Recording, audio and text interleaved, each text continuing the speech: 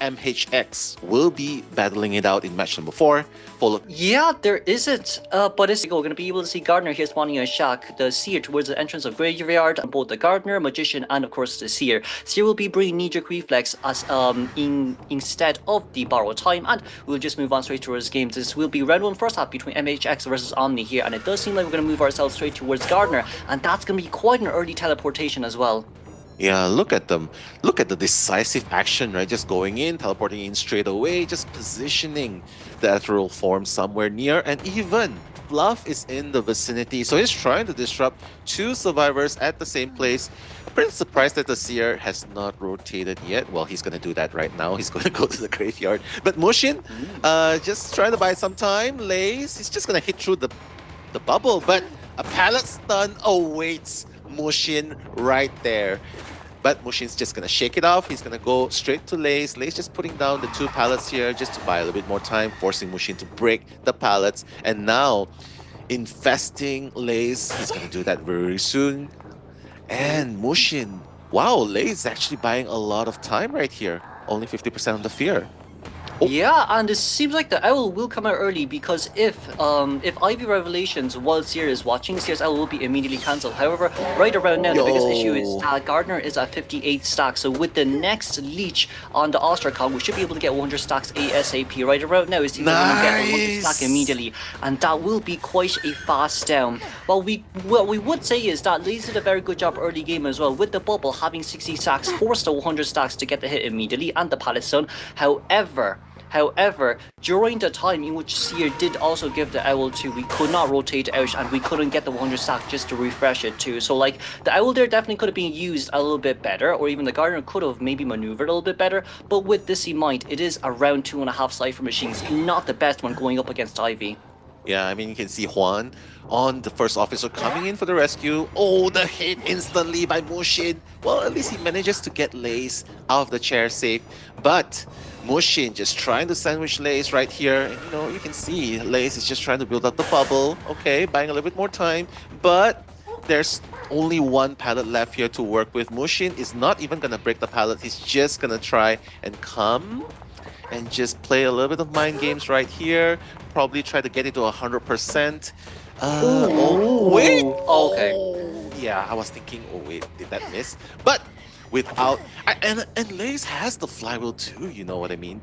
Kuro, maybe that could have bought him a little bit more time, but I guess the 100% fear might have been the reason that he's just holding on to a little bit more.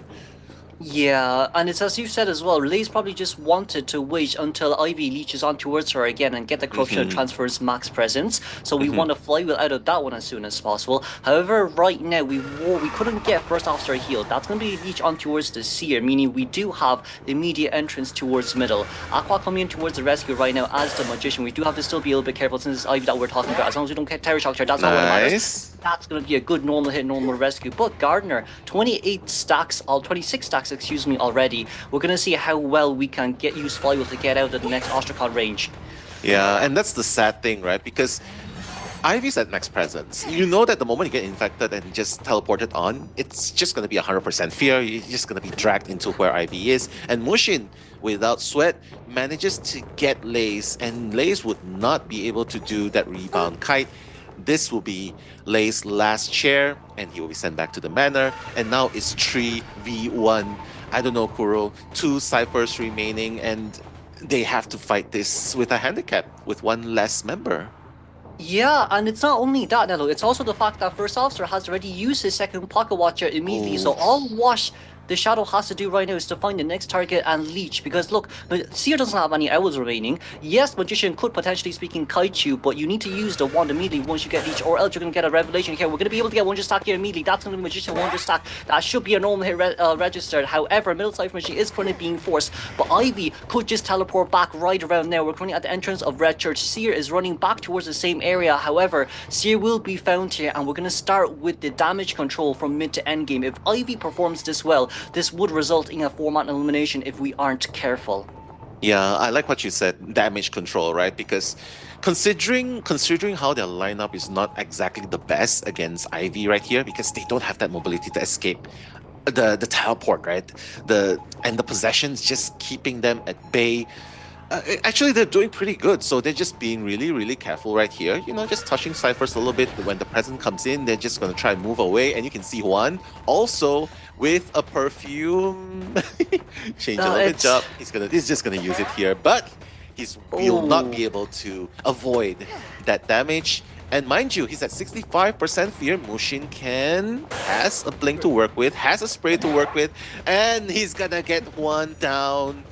Oh my goodness, Magician with half health. Seer with full health and Flywheel, but I don't know. All 7 ciphers have been decoded, a little bit of progress on most of them, one being at 80%. How do you think they can play here? Moving on, Kuro. Magician needs to use the wand here immediately the moment he gets leech, or else if he goes down here immediately, even after Seer rescue, it'll be pretty hard. We're gonna force the rescue here though. Depending on who we decide to chase afterwards, it seems like we're gonna leech on towards Magician first. Did we manage to use the wand? Oh, we did. We didn't use the wand. We did manage to dodge the revelation. However, Blink is still on the hands of Ivy. We do see a basement nearby too, if I'm not wrong. And now, even if you do force the heal, you're just too far away to get towards the chair on time. True. They're probably just gonna try and go with the full chair rescue, right? But without any items, it's really hard for an first officer to just travel more than halfway across the map, and Fluff with half health. It's so hard because Muxin, he knows exactly what's going on. He knows what's the plan here, right? Because if he can stop the survivors from decoding the ciphers, that's it. Omni will be stuck in this vicious loop. Look at what's going on. Muxin's like, okay, just wasting time. Muxin can teleport. Muxin can teleport right now because Seer will go down and Magician is after half. So we will at least guarantee one survivor eliminated. And with Magician here, he's going to have to be very careful because if he gets found, that'll be a guaranteed tie game. And not only is it a guaranteed tie game, it's a guaranteed basement too. Oh no, basement was in church, not in shack, excuse me. But with that, it's a really tough call here because the last cipher machine is in middle and Ivy is in middle too. We've seen this before in previous games, right? In previous events as well. How Ivy, during the mid to late game, how she just controls the cipher, right? And just being a menace throughout the map. And not to mention, Red Church is a pretty small map, so Muxin can easily catch up and, you know, just move the ethereal form more efficiently. You can see Juan making a beeline towards the basement, but Muxin's just gonna hit him.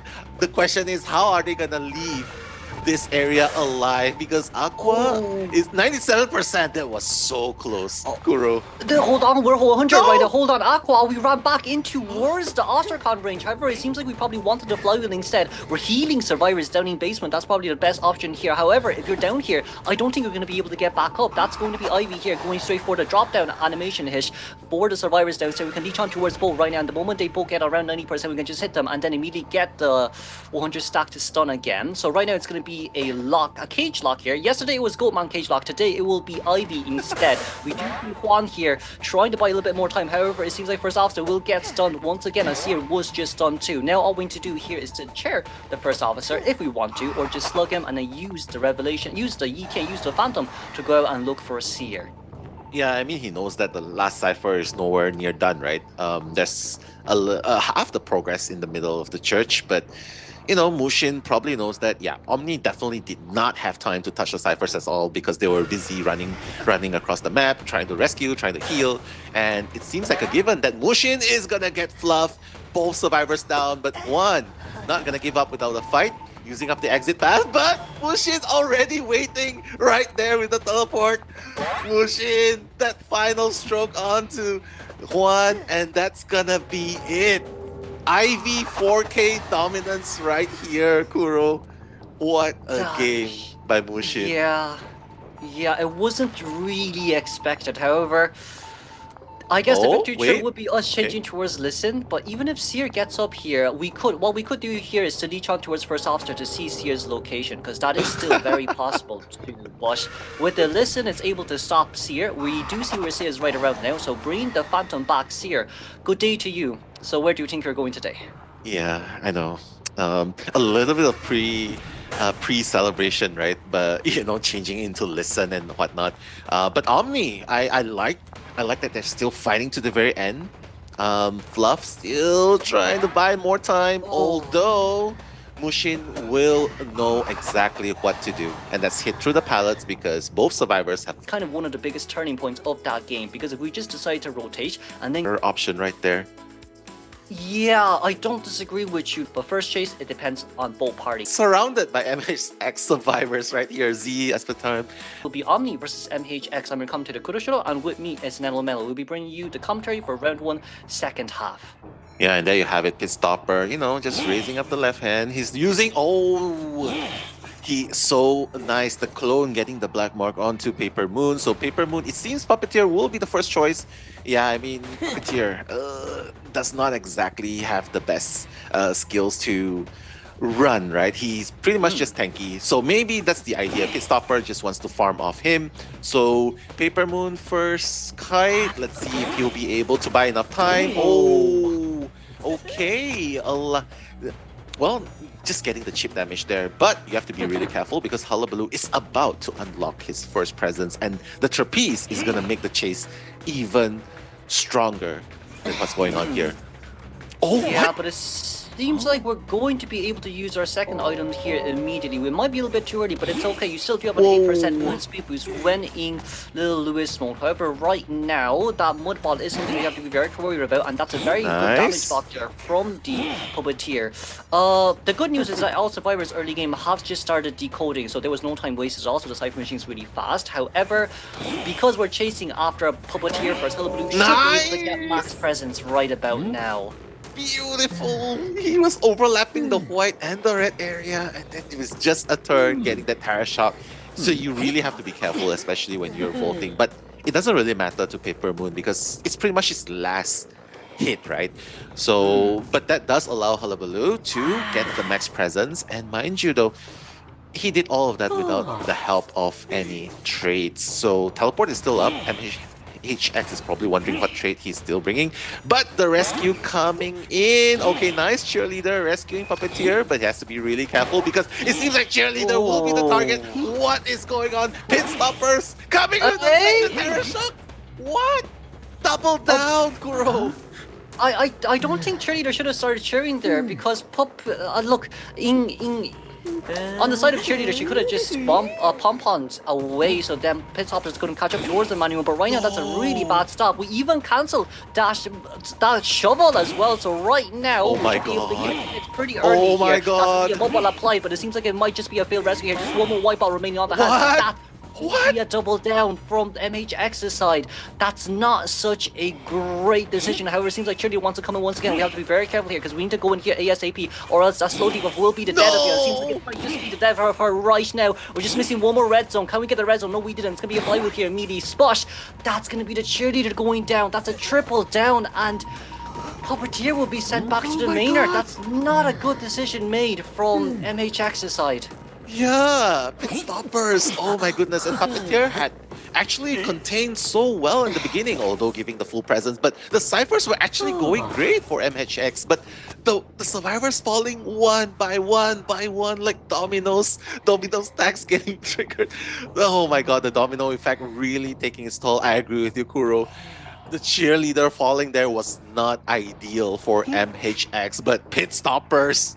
Wow, he's definitely putting a stop to MHX just when they thought that Muxin with the 4K was gonna help them solidify the position. Look, the rescue coming in. Okay, beautiful, beautiful. The Tide Turner in effect and cancelling again. Oh, the shovel. It seems like Reaper might just go down here really fast. But it just depends on... Yeah, we will go down here. Okay. Yeah. Cheerleader did manage to get up, but however, Exapash has... Well, Exapash was already used, so it was healed by Magician. But I would say the biggest turnover here would be the fact that Cheerleader during that rescue had a lot of options. She could have used the first pom-pom just to catch up towards his chair, so it doesn't allow Hullabaloo to get any balls on her. But right now, we should be able to find Cheerleader here immediately. Well, it's just a matter of time before she goes down, honestly, since there's only one pom-pom remaining. But it does seem like a backdoor rescue here will be performed. And but the biggest question is, how long can you really survive with no items left? That's true. Pitstopper just coming in, trying to, get it done. Trying to down Yinglo for the last time here. Mind you though, this is his second chair, right? Kuro? Hmm. Yeah, just one more mark, just with the white mark, and he's gonna go down. Both survivors, the remaining two survivors are injured. Okay, doing pretty good at the window. Already completed the third cipher, but he's finally going to go down, and MHX needs to fight this 2v1. They managed to get it to the very last cipher, but it is a full cipher that they need to decode, Kuro. Oh my goodness, Yeah. what's the plan here for MHX? Yield up? Look for some items? Survive to I don't- dungeon? I don't even think we can heal. I think healing is not even doable here anymore. It seems like we're able to spot out where MHX is, but just by using up the clone, not Zed here, just by using up the clone too. So that's gonna be a blood trail here seen. You do have 3 wands, which is good news. However, that's a media double stack. Nice. We did get a 50% movement speed boost. Should allow us to rotate towards the next area, but I mean, if you just look at the time here, Cheerleader barely got on the cipher machine, unless Magician Miracle contains. I don't think anything is possible here anymore. True. And Pitstoper's teleport will be available to you, so you basically can't touch ciphers anymore because that's just going to give you away. But maybe there might be an opportunity here, an opening here, as long as the cheerleader manages to keep out of sight, tiptoeing. Yeah, just tiptoe, keep tiptoeing. Then Omni might not be able to find him, but wait, yeah, the trapeze is like, yeah, I know where you are, I know where you are. And my goodness, it's just a matter of time before the cheerleader goes down. Just one more white spot, and that's it. Oh, cheerleader has to make through the window. The cheer's probably gonna help a little bit, Omni, but you know, it's really hard to kite, especially when you're up against a full Stoppers Hullabaloo. And considering like what you said, late into the game, so what does this mean, right? Like, if we're trying to counter Hullabaloo, this It time... worked! The mind game worked! Oh, this is shit. pretty bad from Survivor side, but we'll move on straight towards Game 2 first half then. The persona points is going to be Traumatic Tension alongside the Wish, Desperate Fight, Announcement, Berserker, Rage, and of course, Mischievous. Our first chase will be Omni Fluff, who's currently playing the Acrobat. Yeah, well, Acrobat, like what you've mentioned, could be a little bit hard to chase. I don't know, with the bombs and whatnot. But Muxin does have the butterfly to work with. So Lady 13 is showing her presence in front. Okay, the first dash did not really get value out of it. Fluff is still trying to rotate around the area. A second bomb will be ready to use. Oh wait, the fail dash! Oh, that's gonna buy so much time. Okay, 3 ciphers are being decoded at the same time. Muxin? What? Nice mind game. Yeah, nice that was mind a game. nice mind game. Okay. It's not too bad, but we did miss the hit right there. However, we were holding on towards the ball. We'll just leave it go right now. The good news is that we do have Blink here in exchange. Acrobat is a really good character to counter Geisha because he can just hold the balls and look back just to counter the dashes. However, right now, Muxin, you teleport out. That's not teleport. You blink out. That blink wasn't really the best one right there. As long as Acrobat continues to hold that ball, there's nothing much you can do. But like looking at the Cypher Machine decoding progress here, it is very slow compared to before, but at least we did manage to get a skill lock, but I do think one charge attack hit will be able to take this home. Yeah, I mean, pretty good kite so far, right? Very respectable. A minute and a half in, and Muxin has already gotten Fluff down. Fluff will still have another red bomb to work with, and that just shows how long he has been containing the Hunter. Unfortunately for the Cypher's progress, well, 1 has been done. 2 is still halfway, and you can see Juan already in position. He's like, yeah, I'm here. Tinnitus is here. Muxin, oh, don't go anywhere. Oh, wait. Okay. Oh, hold on, drop down hit. Nice. Okay, avoiding that possible double hit from the drop down hit, right? So Fluff has a chance to kite again. Okay, not falling for that that red light trick anymore here. So this rebound kite is going to be super, super important, especially if Omni wants to capitalize on this. Oh, Muxin getting silenced right here. Fluff still making use of the windows, still making use of the walls. And this is where you see typically Geisha struggles, right? Taikash. Okay. Oh, we jumped over once again, but there is a butterfly dash. However, it was cancelled by the Acrobat just by looking back towards the Geisha here once again. This is such a successful rebound kite that we didn't really expect to. But that's why Acrobat will always be the king of small ball here. He does not really have much balls remaining. No. At least the good news is we are 3.5 cipher machines done. You know, if we just have to talk about this, right? If the cipher machine spawned normally, because we saw how Muxin rotated his camera, there were no cipher machines at middle, so Mercenary was forced to rotate. Big ship cipher machine was locked because of constraints, so Lace, the psychologist, had to rotate as well, which is why the cipher machines were so slow. However, if they spawned normally, this definitely would have become such an easy four-man endgame there, but oh no, Muxin did not spot out. Yeah, Muxin did not spot. Oh my god, a free rescue at that. Oh my goodness, and the free flare gun ready to use in case he really needs it. Okay, he's just gonna use it right now. He knows that Muxin does not have excitement. No way you're gonna use your trump card to change your excitement at the very last minute. And now, helping Fluff. This is a typical strategy that survivors do. One teammate will be anti-dash checking, and the other survivor will just, calmly moving. Muxin, what's he gonna do here? Oh, wait! Can we get it? Can we get it? We got it just about on time. 89%! Aqua needs to force heal. Aqua needs to force heal. Aqua needs to go up! Muxin, you need to go. Okay, never mind. I guess that works too. The Hyper Machine's running at 98%. Can we get it open? No, we can't get it open on time. That's barely a clutch tie here, but you do have to pop open the Cypher Machine no matter what. Cordy needs to use that movement speed to get away from this area as soon as possible, but there's no one at the exit gates here just yet, and teleport is ready. If Cordy isn't careful here, this could end up as a 3-man elimination. Yeah, I mean, one should be pretty safe, right? He still has one more elbow pads to work with. But Lace, on the other hand, a different story. Like, even with the stress, it doesn't really matter because late game, one detention hit and you are going down. So this still opens up an opportunity for Omni to get 2 survivors out. And quite honestly, after the 4K in the first game, I think Omni will take this. Yeah, I think this is really good as well, because like Muxin is renowned for his Geisha, and like Geisha, kiting Geisha would just 3 seconds of fluff. Omni, fluff. Round 2, it was a tie from both sides. So right now, between Omni and MH now looking for Psycho being able to commentaries is Minalo and Kuroshiro. Let's get started right here, Kuro. It seems like we're looking for Paper Moon here. Directly in middle decoding wouldn't really be the best choice, but however, we do have that spin to prevent that 60-second melee, which is good news. Now, we see that Cordy has rotated it out, and Yellow will be the one that's lead, so Mercy Cypher Machine will be stopped. I would say for Mercenary, rotating towards the middle would be better just to get rid of that Ostracon. However, Paper Moon, really good containment right now. We just want to see whether or not we can find a vantage point of getting a disarm, but that flip over, we just wanted to buy a little bit more time, but like, it's still a hunt Ivy were talking. Yo! No. Beautiful! Recognizing that he might get disarmed there, he just instantly sprays and just gets that hit onto Paper Moon. What a play by Pitstopper. And his movement was so fluid as well, Kuro, right? Because he was, before even he flipped, he was anticipating it, and that's why he doubled back so fast. And now, coming back to Paper Moon, he's like, Pitstopper saying, I'm not forgetting about you. I'm coming back to leech you. I'm just trying to create Ostracons here and there. But 100% onto the coordinator. Okay. We're running the wrong way though from the main body. However, I guess the teleportation wouldn't make it too much of an issue. Anti-current only aiding stacks. That's kind of the good news. However, we need to try to get a revelation and the blink on here. Very nice cancellation. And that's barely 2 Cypher Machines done here from the survivor side. And guess who's nearby? That's the Mercenary.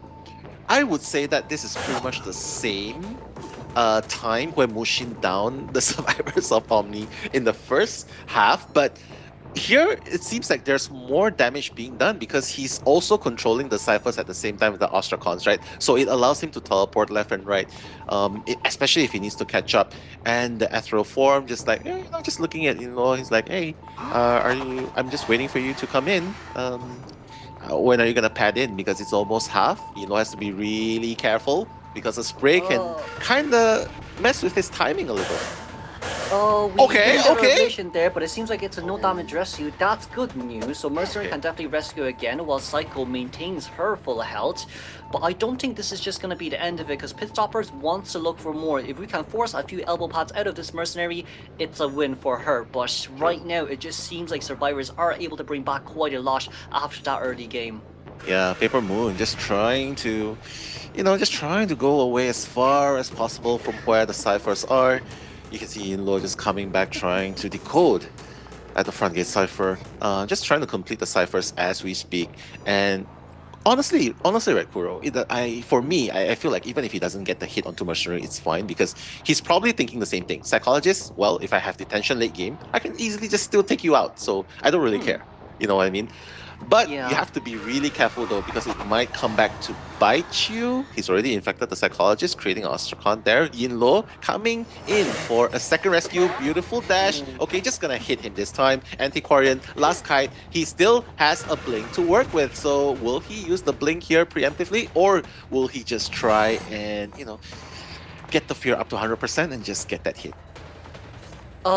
For now, it seems like Pitstoper does have Hunt, so we're able to catch up here pretty fast. Oh, that's a nice cancel. Meanwhile, Anti-Current goes down. However, this is where the buyback will come in. Because Mercenary did no damage rescue for the first time, now all survivors are currently at full health. We do have Blink, yes, but 4 Cypher Machines are done, and there's only a half a Cypher Machine remaining right now, so map control just might not be possible anymore. Mercenary, only 97 stacks as well. Yeah, the 3%. He's like, yeah, okay, I'll live with 3%. I don't even need to look back. I'm just gonna keep running. I'm just gonna use my second elbow pad. Pitstopper obviously spotting out the coordinator, but he's like, okay, she has a gun. She's running towards the middle. That's probably where the last cipher is. Ooh, And the drop down hit. What? What a play by Pitstopper right there.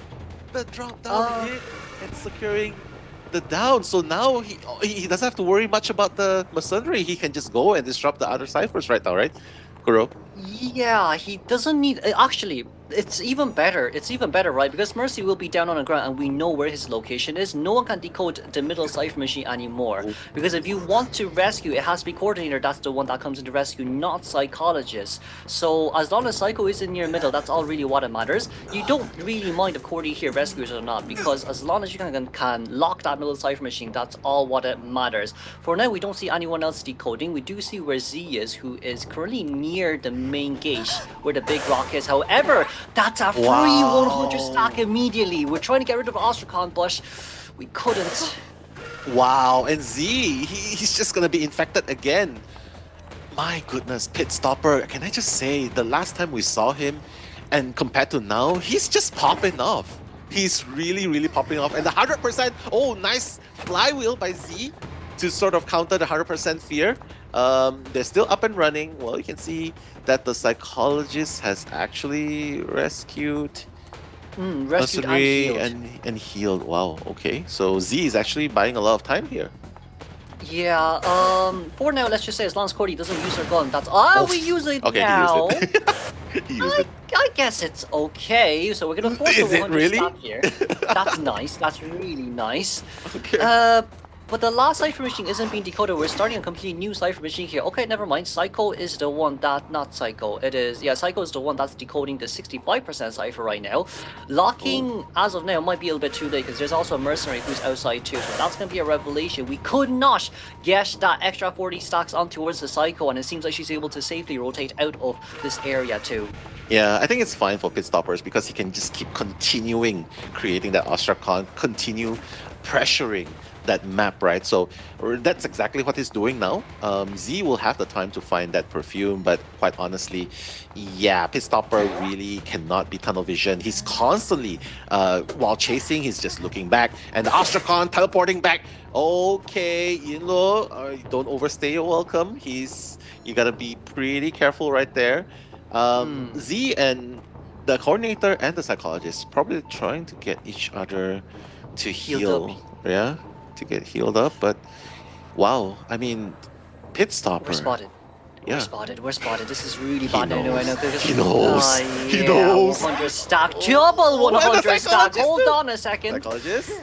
Oh, never mind. Psychologist lives. I was like, wait, if he gets that 2 hits with 1 teleport, that's gonna be the highlight of the match. Yeah, but you know what's even worse? We can actually leech on towards the psychologist because it was Cordy that was initially leeched too. It seems like Mercenary has to be the one that comes into rescue. Psycho's trying to rotate back towards that cipher machine, but it doesn't. I don't think it matters here too much who goes on chair or not, because no one can decode a cipher machine at all. We're currently perma locked on the cipher, and even if Mercenary comes into rescue, we can get a gun. Yes, no, we don't have a gun. We have a pocket watch in exchange for Cordy. But like, what can survivors do? There's nothing that a psychologist can do as of now. Yeah, and not to mention the fact that Pitstopper still has trump card to work with, so he can work with anything. Okay, getting the psychologist down. He's just rotating the people on the chair, right? Because everyone practically stayed on the chair at least once. So, like I was saying, the trump card is definitely going to be a factor as well. If it gets dangerously close, abnormal can Kick it. seal the deal. Kick it. Yeah, kick the cipher. It doesn't exist anymore. It just does not exist anymore. Not only Wow. that, though, you have to give pit officers props. Whoever gets near the cipher machine, that means I can get you down immediately and chair you near the cipher. So not only am I near the cipher machine, my phantom's near the cipher machine, there's nothing else you can do. Cordy will be leeched on here, but Cordy cannot decode the cipher machine for the next 10 odd seconds. Mercenary is not Mercy, sorry. Cordy is nearby. Mercy was the one decoding. However, right around Okay. now, whoever dares to come rescue will die in exchange, and that's what Mercenary would be doing in exchange for trying to get the cipher machine done. True.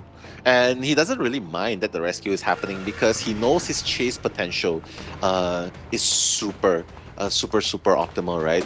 And okay, he's not gonna waste any more time. He's like, yeah, I'm just gonna blink in, it's fine. No one's touching the cipher anyway. And mind you, the longer the game goes, the less resources the survivors have to deal with. But the hunter, ever replenishing.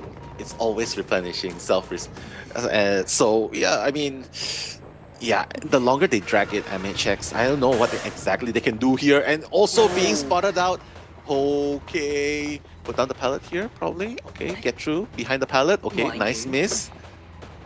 Okay, Mind pretty good. game. We're not looking back right now. No, we're looking back, but that's gonna be Psycho going down there, unfortunately. Mercenary is 99% healed. However, he will be using up the self-heal here just to go in for the rescue, but it's just too close for comfort as we see where the ETN is, where the Phantom is here too. So I guess it's just we're gonna wait for corruption and transference. Maybe no, we're not. We just wanna basically chase. But like it's really, as you said, Nelo.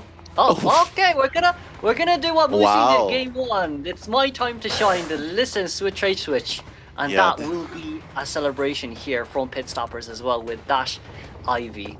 Yeah, it's pretty much like, okay, you did it first, right? This is my response to you.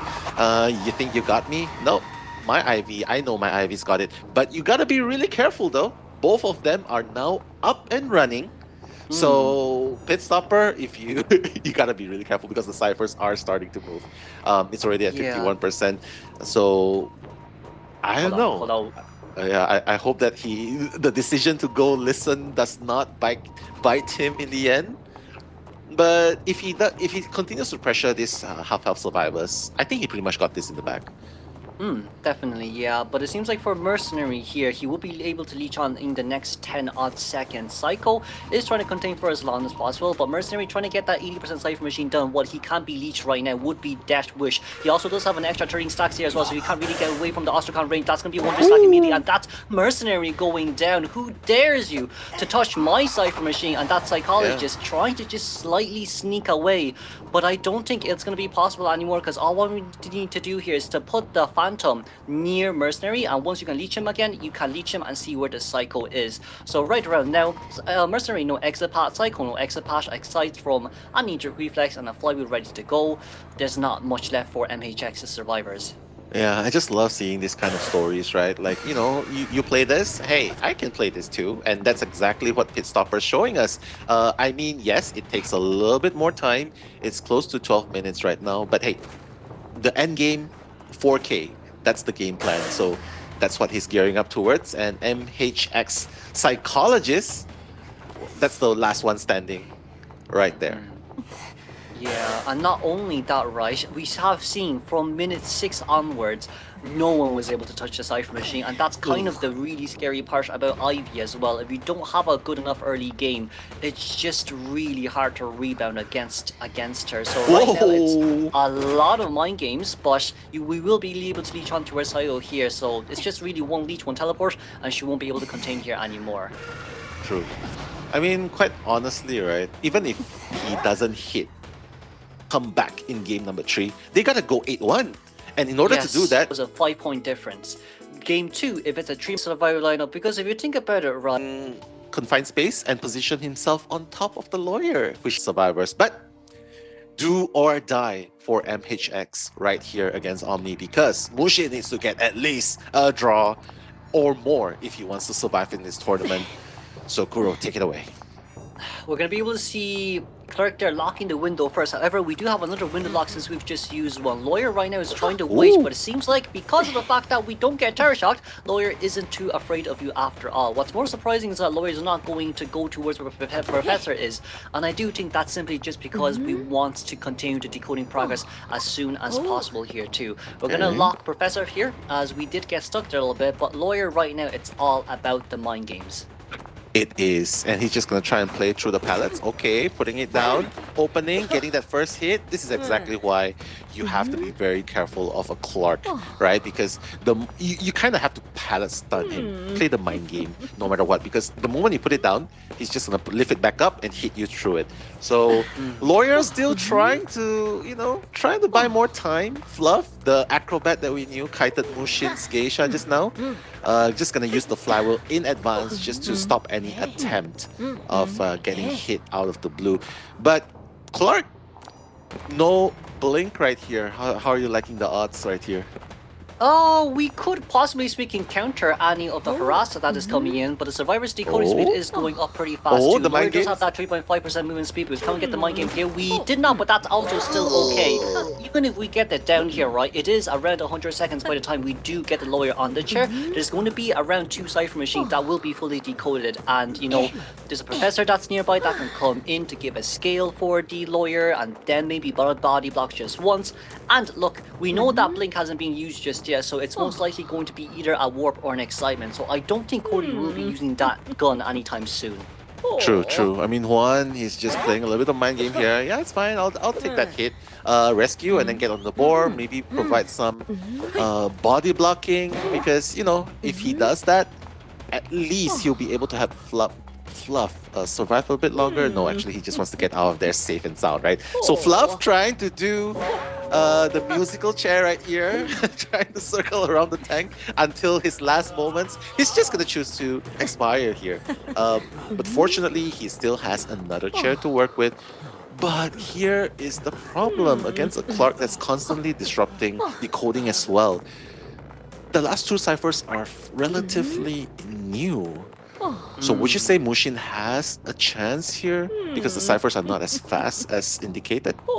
I think we could sell here, but it seems like Aqua decides to come in instead. That's going to be a normal hit, normal rescue, but I guess the moment the gun comes out, we will know what the ending will be. A double down would be really bad here, but it seems like we got the hit on Lawyer. What was that? What was that hit? Cody has to be very careful here because there's been no trade that's been used just yet. That's a brilliant fly. We managed to get the ball over, thankfully. However, is there a knee-jerk reflex that we can use? No, there's not. And there's also not a window lock here just yet. That's going to be a knee-jerk reflex from the window, and that's going to be Cordy out of this area. However, right now, Cordy and Wani has to meet up on heal, or else it will be a very bad endgame here because Muxin still does have excitement. We could possibly, speaking here, teleport if we find dash coordinator immediately. Now, the game will be slowed down. The momentum will be 50-50 from both sides. But as long as we don't show ourselves and just get Wally to give the tinnitus, I think the game will still go towards a tie.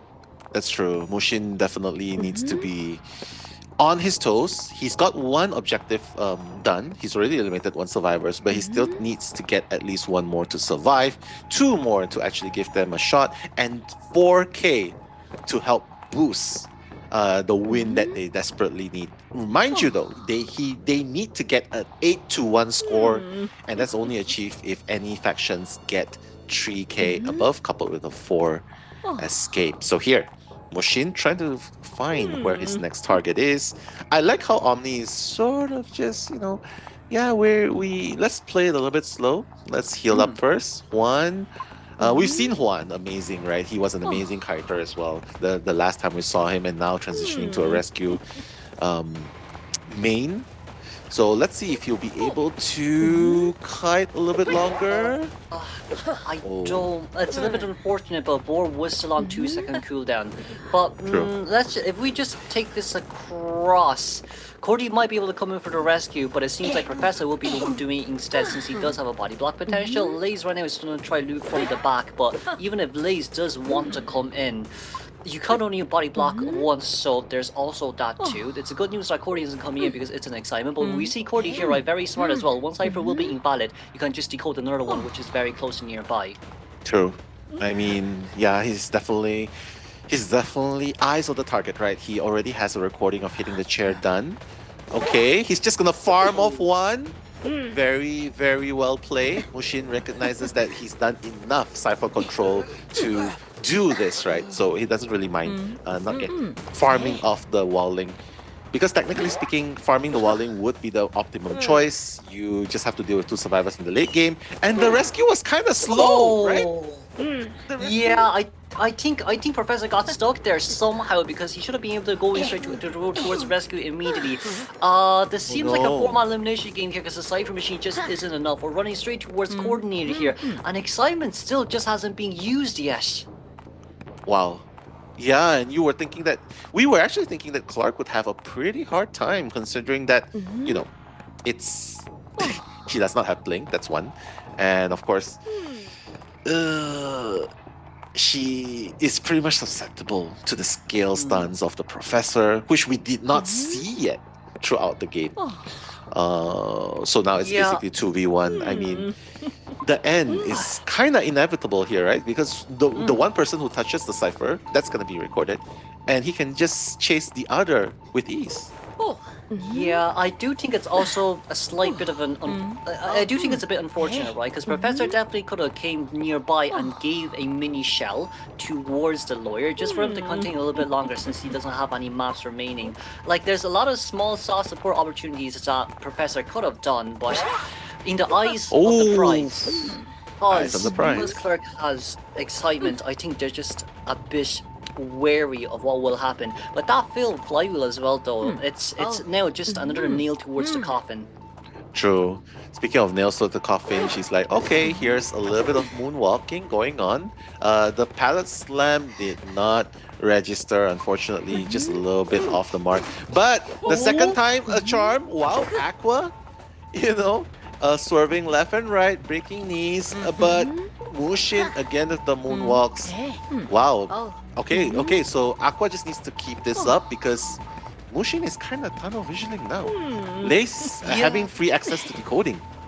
Bob, I don't think it's too much of an issue because, you know, it's still a professor outside and there's still a one full cipher machine remaining. However, right now, if Aqua vaults over that one, the cipher machine will not cipher, the window will be locked and still no gun used. I mean, it is kind of understandable as well since Teleport?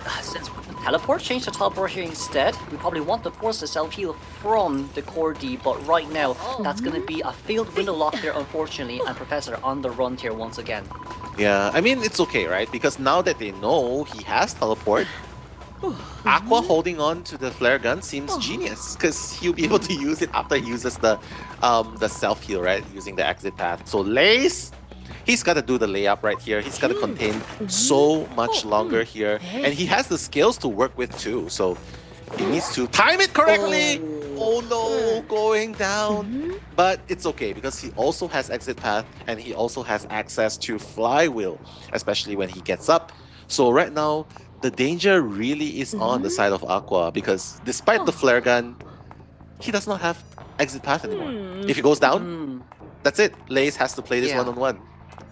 I also do feel like, you know, if Lace was able to get that shell shock out, Cody definitely would have been able to decode that cipher machine. But it seems like for now, Lace just gets up immediately because we want to try at least guarantee the one-man escape. We know that excitement has been changed towards teleport too, and now can we get the gun from Cody? That's gonna be a flywheel there used first. It's a little bit tight here, but we're still trying to play mix and match, and Cody will go down because of the pallet drop down.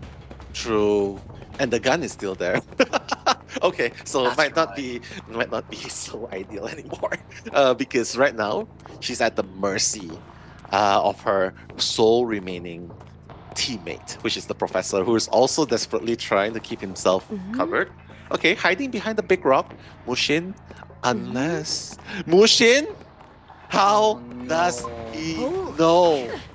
Pallet stun is good there though. However, in exchange for that means Muxin can now pick up 2 pallets or drop down 2 pallets in order for us to get Professor down. Professor may still have a flywheel, but no exit path on that coordinator simply just means that it's a death sentence. But we are still resisting. It seems like Omni isn't willing to go down just yet. Yeah, beautiful. He put down the pallet. The Clerk put down the pallet, right? But he responded with a stun of his own, and he just pushed the Clerk back so far. But quite honestly, this is sort of like a death match run, death march, because coordinator couldn't. Everyone kited respectably high, like above 60 seconds. Even the beginning, where he definitely should have Yeah. rotated to where the professor was. We've talked about the three supports. So I guess overall, there would be quite a lot of clashes. Well, not clashes, to stop mechanic from decoding. However, from the survivor side, triple flywheel doesn't really work too well against against Sangria, a right? opera singer. Yeah. So with this in mind, let's move on straight towards the game. This will be the second half of round 3 between Omni and MHX. Yeah, Pitstoppers, wasting no time trying to look for the first survivor. I think he was trying to look for the first officer first, give some pressure, and then force him to use the watch, but it's fine. I did not find him, but Paper Moon already ready with the bomb. With the red bomb, he's like, okay, yeah, I'm just looking around. Please don't mind me. I'm just scouting. But the bot is still safe and sound. Kuro, he's still safe and sound. Everyone's just rotating away. And Pitstoppers, okay, still has the Nidus being breached. Oh, and he's gonna. Did he not spot out the bot just now?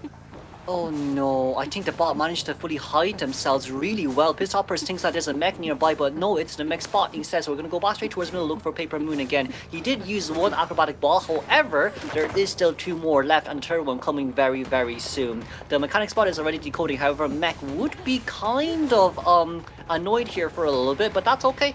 As long as acrobat and kite, the doll can just do all the decoding work that is necessary. Yeah. Okay, going through the window, continuing the chase, Paper Moon. You know, against the Sangria, right? You really just want to keep. Oh wait, what? Oh. He was holding on to the bomb, and then he used the flywheel, and then he still get hit. What? Okay, that's kind of unfortunate right there. But you know, we'll be there to provide the support. But what? That was over the window. He was already over the window, and he's gonna disrupt Yinlo's cipher. That normal is ready to use. Oh my god, Kuro. What a disaster. An early disaster at it. Yeah, that's a huge nail towards the coffin as well, because that 50% cipher machine is now gone. 68%. Oh no. Yeah, well, take away the 8, it's 6% now. So very unfortunate there. But at least Yinlo will be able to rescue here. Okay, let's see. Okay, getting the hit onto the first officer. It's totally fine. Paper Moon ready with the bomb, ready to do a rebound kite, and we can see that they can pretty much know that, yeah, they can safely vault through windows here, right? Especially since there's no bling, so can be pretty careful. Paper Moon though. Okay, nice. Nice awareness, recognizing that Pitstopper might go for the teleport back trick. Breaking off the pallets, Pitstopper is just going to continue on. Paper Moon has to be really careful because he has no more bombs to work with, and unfortunately going to go down. Bought a little bit of time, but with the mechanic up, you would kind of expect the cipher to go a little bit faster, but it's 3 minutes in, and only 2 ciphers have been done. So cool. Yeah. What does this mean? I think MHX survivors are now trying to bank for accelerated decoding. We have to sell here no matter what, but I don't think Pitstoppers will allow you to do that too. So Yingluo, the first officer here, will be stopped immediately towards the middle. That middle cipher machine is only at 27%. Okay. Mech spot is still out there. The good news is that at least mech is nearby wanting to come into the rescue. However, if you do decide to chase after that mech, that will be 2 survivors injured, and you can just change the teleport to get any of the 2 down. So right now, it does seem like we want the full-on sell, because mech is not going to make her way in. But the doll is still outside decoding the cipher machine, but mech just isn't willing to touch the bot just yet, because if you do, there will be a sound effect given. However, Yingluo is now too close for comfort. The first officer will be spotted out. We won't pocket watch remaining, and it's already being forced. Yeah, I mean, he should not even be there anymore. You know what I mean? He should probably be looking for a teammate, try to get the heals up, because if you're here half health, you're forced to use up the watch, and that's exactly what he did. And once the watch is over, the effect is gone, Pitstopper is gonna get you, and you have nothing to work with, but Yinlo has the pallet to work with, slamming Pitstops into a stun state. But Pitstopper, I guess that's enough to put a stop to his chase. He's like, okay, thank God that pallet slam stopped Pit from chasing me further. But it does leave the other 2 teammates in danger. Okay, that was barely a hit there, but if we get a hit on Mech, I feel like we might just teleport out towards First Officer again if they aren't healing. But, I mean, it seems like they are right now. First Officer did manage to meet up with the cheerleader. However, Mechanic beautiful play, they were going to be able to get a second pallet stun, and that just bought so much time. But it seems like cheerleader has other options here. She decided to decode instead of healing the officer. So right now, Mechanic still by herself. She's containing really well here. Aspartame, we finally got the hit, but it was exchanged for a pallet stun. And while all of that is happening, the fourth cipher has been popped. Pitstopper, he really needs to calm down a little bit because maybe the adrenaline is making him a little bit panicky here. Like he's just desperately trying to get that down, right? But Mechanic doing that kite so well, okay, just missing. That's not supposed to happen. That was supposed to be a down long ago. But hey, the Terra Shock to finally bring the pesky Mechanic down. And Pitstopper is gonna chair the Mechanic, but has to be really careful because the last cipher is already at 67%. And he has an abnormal to work with, but Yinluo's bot is going to heal up the first officer. And Z, I mean, yeah, Pitstopper has to know that this is the last cipher, right? He's just gonna kick it off. But it's only 30% though, so it's not too much, especially with accelerated decoding started as well. Now, First Officer doesn't really have any items, that's kind of the good news. However, a double down is still pretty hard to come by for a single head hunter like Opera. Right now, we're just trying to see how much time we can buy. We can get a charge shot, that'll be good, but it seems like we're going to kind of force hit instead.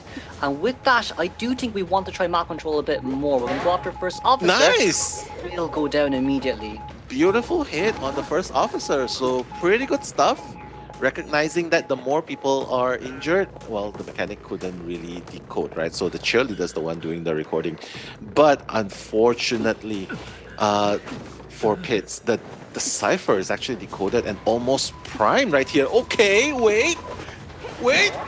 Oh, we managed to get the backdoor rescue, and it seems like First Officer will be able to pop open the cipher machine here. First Officer taking up borrowed time. That's going to be a lot of movement speed who's coming in through. However, we do not have teleport ready just yet. So right now, Pitstoppers, we just need to look for a tie game here. If we can go for a tie game, we can go for extra rounds. It's still okay for now, but it seems like we're going to double back it, trying to look for where Mech is. But Dungeon is nearby, so we still have to be very careful. You cannot have First Officer hypnotize you again when he has no items left on his hands. Mech is now trying to make the rush towards endgame, but it seems like Zed is going to be able to get the gate open. Wait, and the dungeon as well. The dungeon is nearby. It's at the factory, right? So hold on, the First Officer is at the gate. Hold on, Pitstoppers, we're gonna go towards the exit gate. Wait, Pitstopper knows what's up. He's going towards the other gate. Oh my goodness, Pitstopper absolutely cannot allow Yinluo to get out. Okay, he's gonna get that kill. And ultimately, yes, because like I mean, he could just stay there. Well. You know what I mean? He could just swim. I don't disagree with you. Pitstoppers probably had a better Opera banning ability power and the support power coming in. So Muxin is overtiming Leo's memories first half, and we'll be moving on towards the game shortly. All right, Muxin making a dash towards where Fluff is. You know, that's where the embalmer is, right? Just for context, the coffin has already been placed. Fluff, obviously, he just needs to get away from the coffin as far as possible. He's probably running towards where the moon gate is. And Muxin just teleporting back. He's like, okay, is he still trying to hide in the shack area?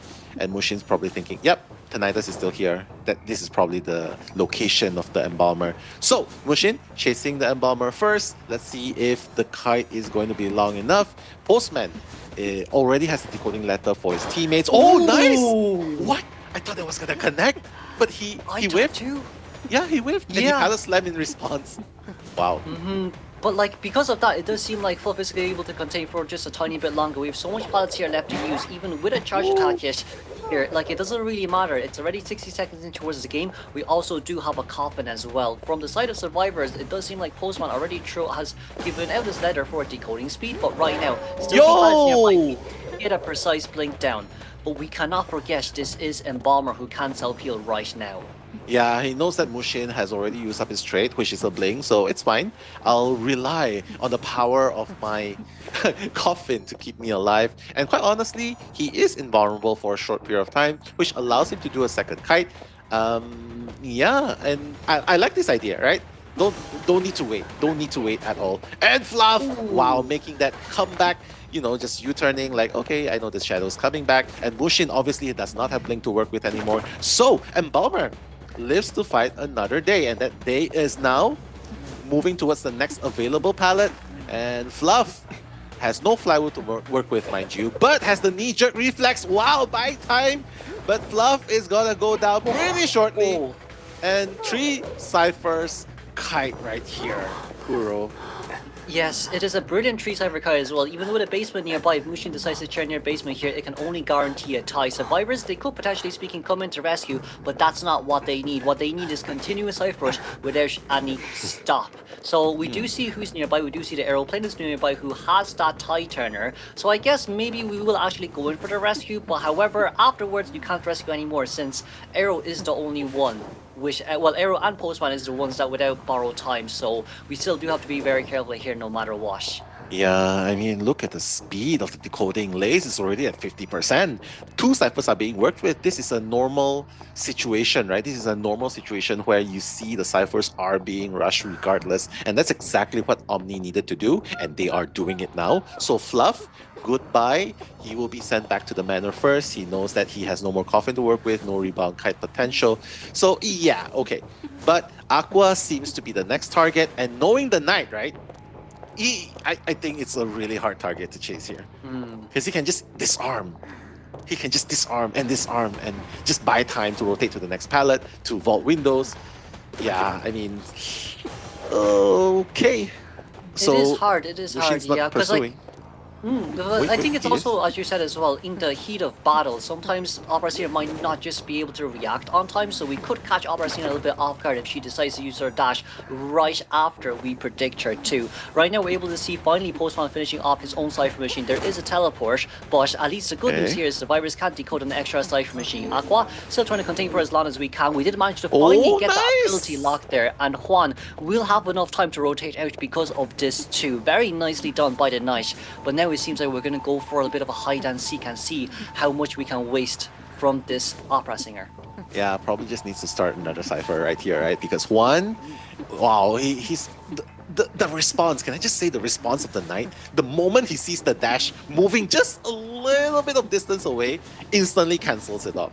Wow, what a foresight to do that. And Muxin also still trying to trick the survivor that's here to sort of like, hey, I'm already gone. And only to come back and return. And Juan use the first pack, probably. Okay, nice. Muxin. He's bringing Muxin away, man. They're going back to the cipher. Yeah, and it's not only that as well. You do see Postman's Cypher Machine is already at 50%, so even if you do teleport out here, guess what? Aqua's already on the other Cypher Machine here. Knight does not actually need to worry too much. However, there's no borrow time here on Lei, so we do need to contain for the next 20 seconds without getting a hit, or else it will be still pretty devastating here from the side of survivors. That's going to be a brilliant backdoor bite. However, the hit will still land. Muxin there being able to grasp at just about enough on time. Lays needs to run here for as far as he can, and the good news is that there's no teleport, so even if Muxin gets the the Postman down here, it doesn't really matter. He does not have that much time to catch up, and Omni will just rush out here trying to get a fast escape as soon as possible. Yeah, I mean, regardless, I think that's the best case scenario here, right? Because they know that he does not have borrow time. So they're just gonna try and stay here. Knight can easily disarm.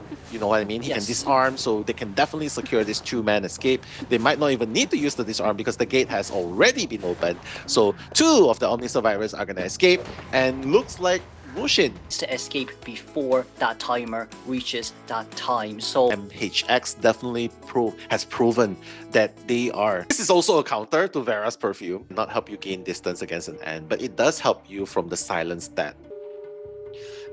Yeah, it's now more or less just about, I call them sugar buns. That's kind of my team. However, it seems like we're gonna go abruptly in towards the game here. Instead of looking for the explorer, we're gonna go straight towards the coordinator here instead. It will be, let's revise, a trump card attention, Max Pella breaking alongside with Berserker, and Zed here as the fine investigator will run for it first, with Tonight is here being lost as well. So it seems like, yeah, having the Explorer, we talked about how in the previous match they just allowed the mechanic to just double decode. So you got to be very careful. The longer the Explorer stays here, the bigger of a threat it actually presents to pit stoppers. So definitely doesn't want that to happen. So now it seems like he is going to lock in here to the Perfumer, but the Perfumer is going to get locked in with the cat. But tries the Perfume back. Unfortunately, the Jukes will actually delay the inevitable, which was a hit onto the Perfumer.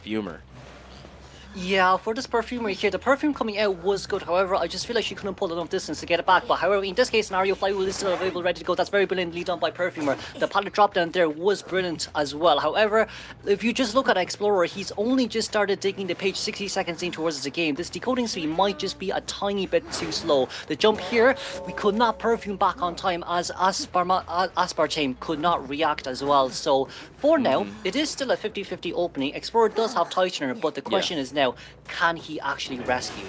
That is the goal in question, but now we see the warp to actually stifle the fire investigator here. Z has to actually stop, go away from Cypher, from his Cypher, and continue on the chase here. And now he's actually going to cut off, well, the Explorer, which, like you said, has the Tide Turner. So it's going to be a very dangerous game he's going to be playing. He's going to try to stop him right before he's able to get the Terror Shock as well. Oh my god, okay, here's the halfway mark.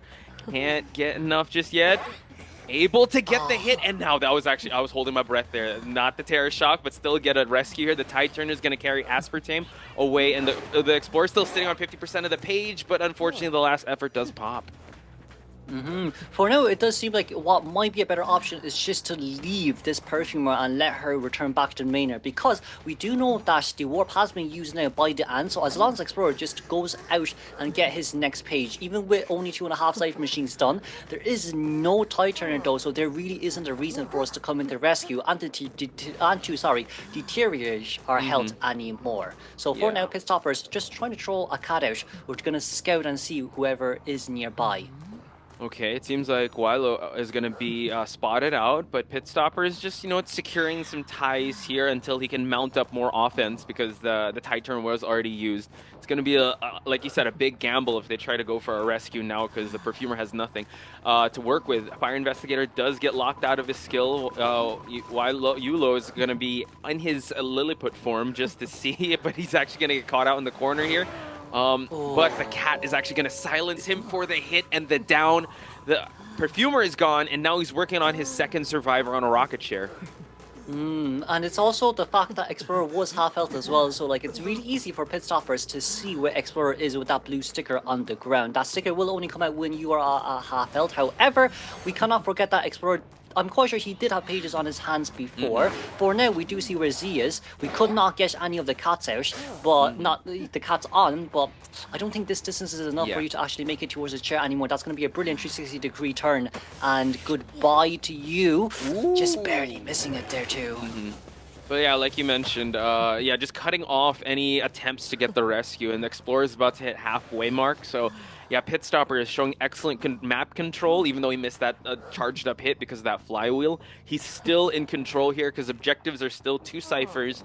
There's 2 survivors remaining, but the resources aren't looking too good. It's only the patient that's actually capable of rescuing here. Paper Moon has to be very careful, not get stuffed out early, as the cat actually lands where he needs to go, and this is the stuffed rescue, Kuro.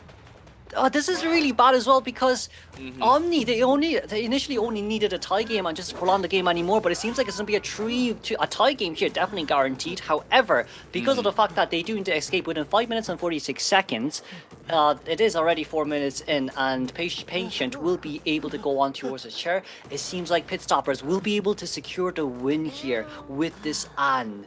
Yeah, with that being said, Omni, congratulations. I mean, it was a well-fought battle with MHX and Omni, but yeah, Pit Stopper securing this patient seems like a checkmate scenario because Z is one more hit from falling down. We're still at 83% on the last site. Still going to be pretty interesting to see, but we'll once again congratulate Omni for winning, finally up against MHX. You could not just contain for any longer. Perfumer, total of 52-second containment. But that match was insane, especially like the Leo's memory match, but the back and 12, average knockdowns of 7.5, average pallets destroyed of 4.5, average terror.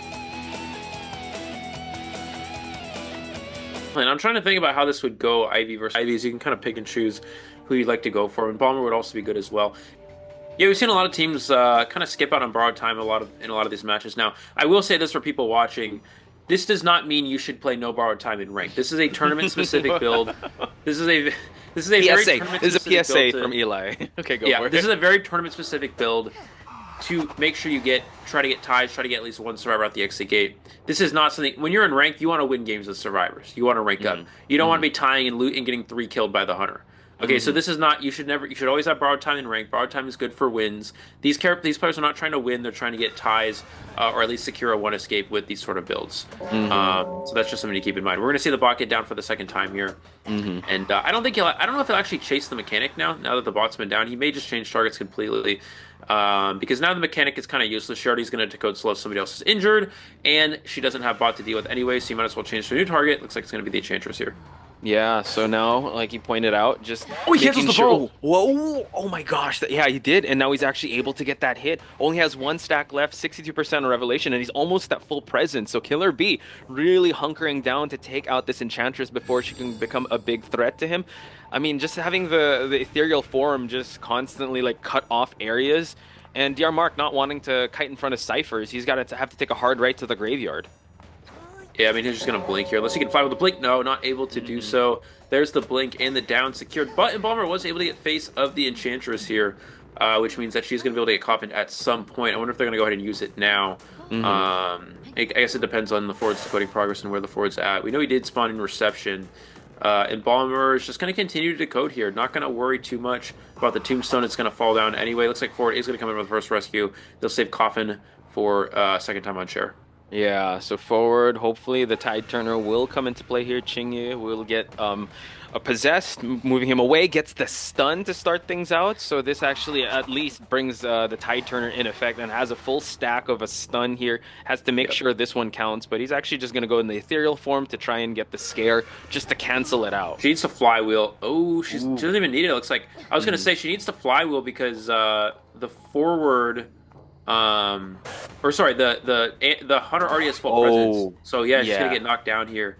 And the thing is, they're gonna insta coffin, and the reason why you insta coffin here is because you can see the ghost that's on the ghost mark on the Enchantress's name. He cannot put a tombstone on that Enchantress till that ghost mark disappears. There's a cooldown on that because she just put a tombstone on her. So it's going to be a little while before he can use that. That's going to get her some distance here. The problem is the survivors are a bit behind on ciphers here. Does have 5 stacks to work with and a flywheel. So there's definitely a possibility of a rebound kite, but survivors really need to push cipher progress here. I'd like to see the forward actually come in and support here and just let the survivors push ciphers.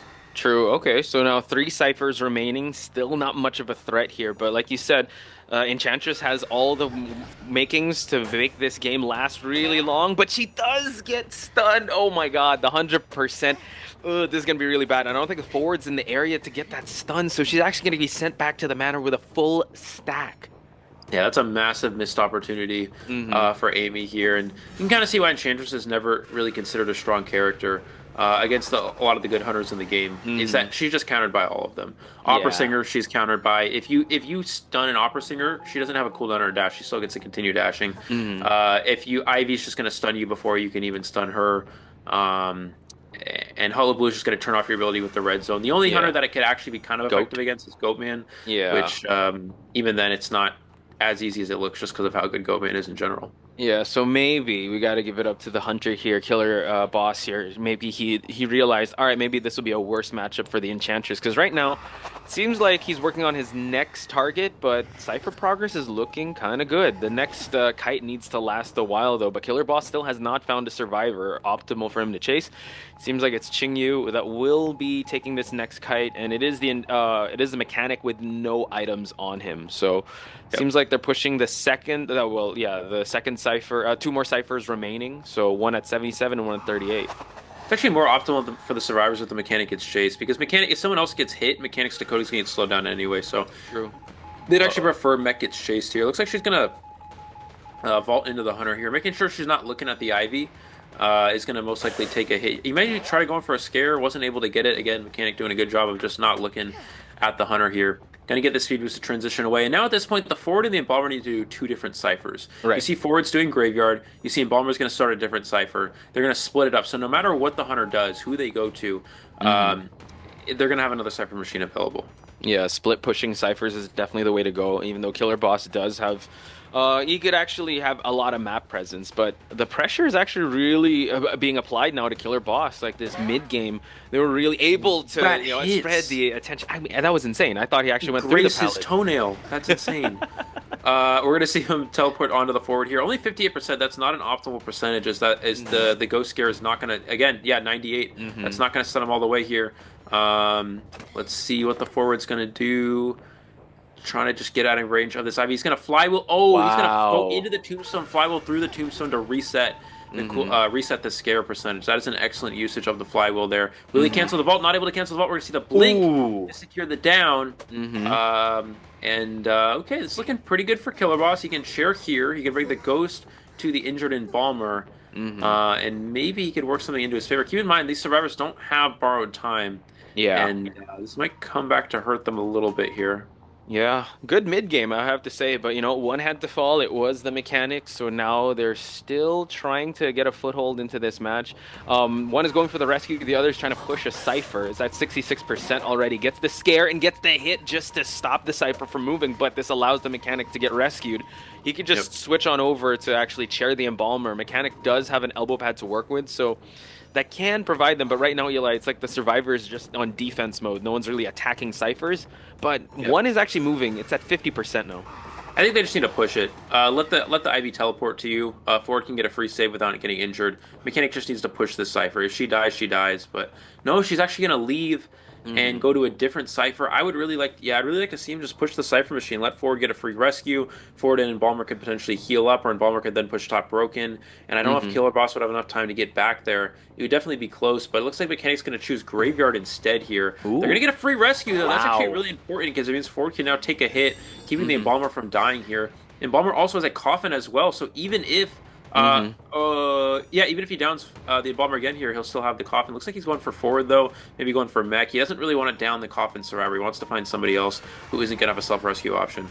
Well, they definitely have their options about them. It's really spreading all the attention of the Hunter. One at the graveyard, one at the church, and the other one at top broken. So, they need to just pop. There's no borrowed time. They have to just pop the Cypher machine here. I don't know if Forward knows that he doesn't have borrowed time, because there's no reason for him to push this rescue without BT. I guess he's pressuring it so that Ivy can't teleport away. True. But at this point, you just gotta pop the Cypher, because no one has BT. You gotta pop the Cypher. Forward doesn't have BT. I think they forgot. They forgot that he doesn't have borrowed time. Oh my, that was not. And that's gonna cost them. Yeah, and the gamble of, I mean, this is actually a gift for Killerboss here. They was waiting for the borrowed time to pop it. And now the Embalmer is the only one that's left, and this is looking like a 4K, because once he gets chaired, we're not even touching the gates just yet, and this is a game for Killerboss to get 5 points in. Yeah, now, it's not over yet. The thing is, Embalmer does have coffin. It kind of depends on where his coffin is. It does not look like it's near the dungeon, though, so dungeon is back gate. We're going to see him get down here. He'll go ahead and coffin himself, but there might be a tombstone waiting for that. Yeah, there's already a tombstone on the coffin. He's going to go down instantly. And so, you're definitely running into them in rank, right? Yeah. It's quite unfortunate. I hope they bring that same type of energy coming into game. This makes sense. I think this... the survivors just need to get one out of the gate.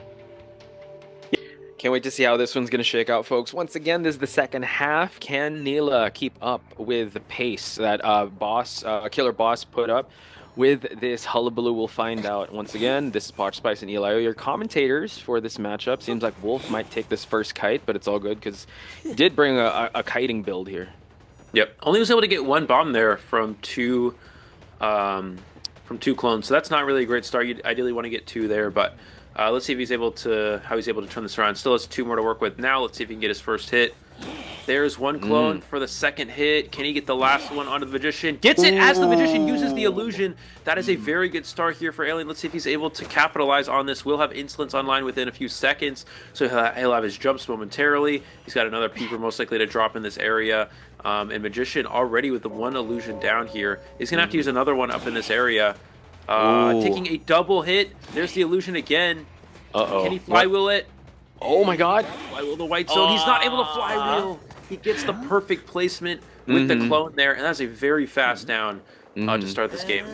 Like you said, not the best start, but you know, it's still able to kind of rally back into this, and this is what Hullabaloo does. He can kind of cover his ground, even though, I mean, no attack recovery. That clone comes out so quick, and excellent clone placement on Neila's side. So the max kiting build could still shine, but it really depends on how the rescue is going to play out. We already see that the forward is making his way for this rescue. They have one tide turner, and they have to make this one last as long as they can, but he will get locked. Oh, tries to go for the stun, unable to get it. Magician now. Can he actually find it? Neila able to turn the 180 and finds Wolf. Yeah, and that's kind of, you know, forward versus Hullabaloo. That's kind of how it goes. You just kind of get it canceled. Whoa. And he gets the hit through the illusion again. Magician unable to flywheel for the second time here, and that's going to be another fast back on chair. And yeah, that's the thing. If forward dashes into the red zone, it just cancels the football, and that's just Hullabaloo. You kind of just target your red zone towards the forward, so they can't really stun you, and it's just really difficult. We see 4 ciphers remaining. They're about to go down to 3, but still a lot of cipher progress to be done. He's able to snipe out the knight as well here, very early. Okay. Gets the silence at least, and now he can actually go for that rescue and get a little bit of that safety when he gets that rescue situation. But he has to be very careful because he's already got needs one more. And also another one. He has to be very careful. One more hit. It's actually canceled the rescue. He canceled the ability. I think, actually, I'm not sure. Red Zone, I believe, does cancel Sword as well. I think that's what happened. And he's able to stuff the rescue here, get him onto the rocket share. And that's just the power of Hullabaloo. That Red Zone is probably one of the best, is the best thing about him. Being able to basically make a survivor into default. We're seeing the forward come in for the rescue here. Will forward be able to flywheel this? Not able to flywheel this as well. We're going to see a double hit. Can he stuff this rescue as well? No, he gets the rescue off, but downs the forward right away. He may just go back and share forward here. No, he's going to continue after Knight, really trying to secure this down. But this game is looking really pretty much locked up at this point. As long as unless this Knight can somehow rebound kite this, which he is not doing with that beautiful clone placement. And there's just no cipher progress. 50% on one, 38% on another, and still a full cipher to go. This is looking very good for the Hunter side. Yeah, I'm just trying to wait for the replay to see how that played out. Because again, the Knight, you know, a lot of people are heralding him as a, really good rescuing ability. But like he said, the red zone, probably canceling that out, stuffing that rescue attempt, and now Psychologist eating this hits. So forcing some action, actually forcing the exit path of the forward. And now Psychologist has to be very careful here. He has the stress levels and now able to actually get it. So one more hit and Psychologist is going to fall down. He's in the white zone, but he wants to be focusing on the Knight. Yeah, we're going to see a Knight is able to flywheel there, though. Does not matter. He's just going to jump the pallet, down him there. Knight's going to be back on the rocket share, and there's still a full cipher machine to go. Even after these last 2 ciphers, there's still a full another cipher after this one that KoN needs to decode. This is just complete control for the Hunter side. What a great position. Yeah, dominant game. I mean, the previous one was also, like, the mid-game was kind of going back and forth, but this one, yeah, it is dominant from the start. Once he was able to down the first survivor and then they couldn't rebound kite, it was just insane. So I think at this point, it's kind of a checkmate scenario if he's able to down Rum, since Rum has already used up his exit path. Gets the pallet stun, though, and it seems like the forward... yeah, is going to try to kite for as long as he can, but looking at the objectives, Eli, it's not looking like the best of scenarios for survivors unless you can keep this up. Yeah, we're going to see another hit here. Just needs to get a black bomb hit here, and he will get knocked down. Port's going to use that football. Will we see the flywheel this time around? There's the flywheel. She's able to... Oh, it doesn't even matter. He just gets double bombed there with the clone, and yeah, I mean, that's... and how Hullabaloo games go. Forward does not have borrowed time. All he has to do is down the Psychologist, and this is going to be a 4 survivor elimination with 3 ciphers remaining. That's complete control on Neila's side. I think if he was going to debut a Hunter, what better way to debut than, you know, have a 3 cipher game remaining. So there you have it. Here, for AMEY, but at the end of the day, it's still just tough. Oh, that's huge for survivors, but at this point, just 1 out the gate. That's all we need with that in mind of it being out. What that does is Ivy wants to move around the map for Neila here, so for aliens. So let's see what he's able to do here. We're going to see the insolence and detention with Blink, and yeah, getting into our match here. This is the what are we in this first half of the second round here? Yes. So let's see what he's able to do. Almost gets by the tram right away. Oh my gosh! Oh, thank God. So, but yeah, he's good. Fire investigator immediately using the balloon just to move on away. Note that they did account for that end game pop because all of them have borrowed time. So really playing into that meta of, I mean, not like the previous, the other Survivor team where they tried to account for just getting one out the gate. Here, this is Eli approves of this being brought into ranked, folks. But now it seems like Rum is going to be scared, but I don't know who Neila is going to commit to first. It seems like going back and forth here.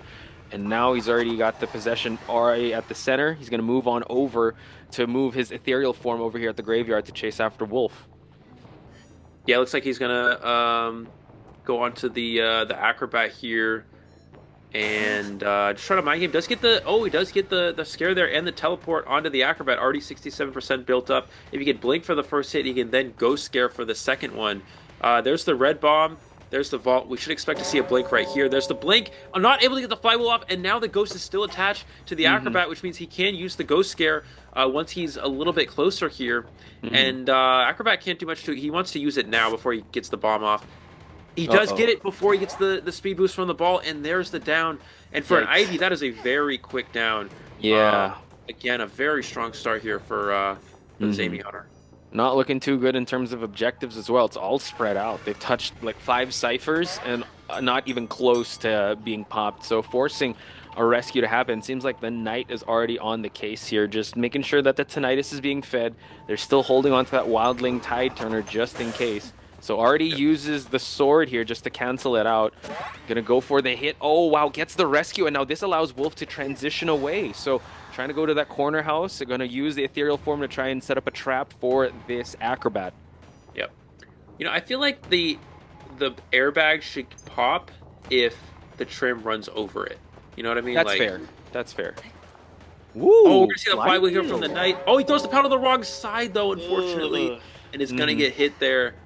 Yeah, physically speaking, if an airbag gets run over by a train, I mean, what's going to happen? It's not going to just sit there, right? The train's going to bounce back. I'm kidding.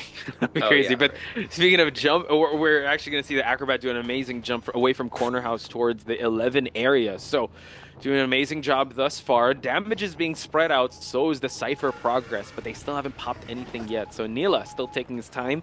Seems like both survivors that are injured are in the same area. Wolf sitting at 96%. Has to be very careful because he can get possessed if he just looks back. Yeah, it's a bit difficult, although he does have the tombstone already there, so that's going to trap the Acro.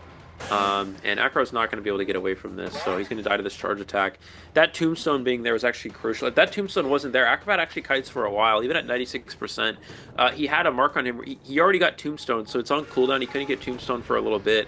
And so there's a very easy chance for a rebound. And there's no way it's hard for Alien to get that extra 4%. But it looks like he's also going to pressure their heals here. He's got a lot of great pressure. There's the scare onto the Wildling.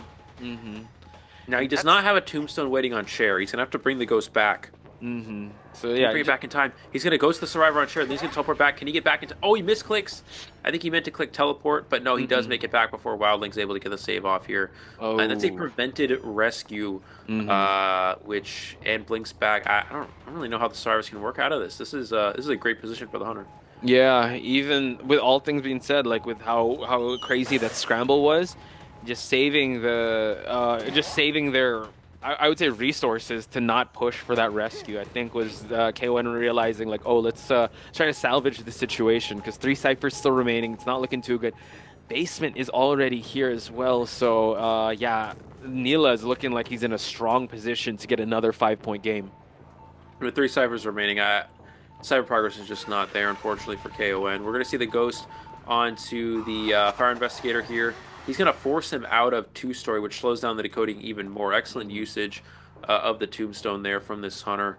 Let's see if this Knight can make the rescue. Now, Wildling does have boar, so if Knight can make the rescue here, Wildling will make it out of basement on the boar as long as it's not a farm. But this is not an easy save by any means, especially considering that Knight no longer has the Tide Turner effect with the sword. We're going to see the blink, which... And he has a tombstone waiting. There's the teleport back.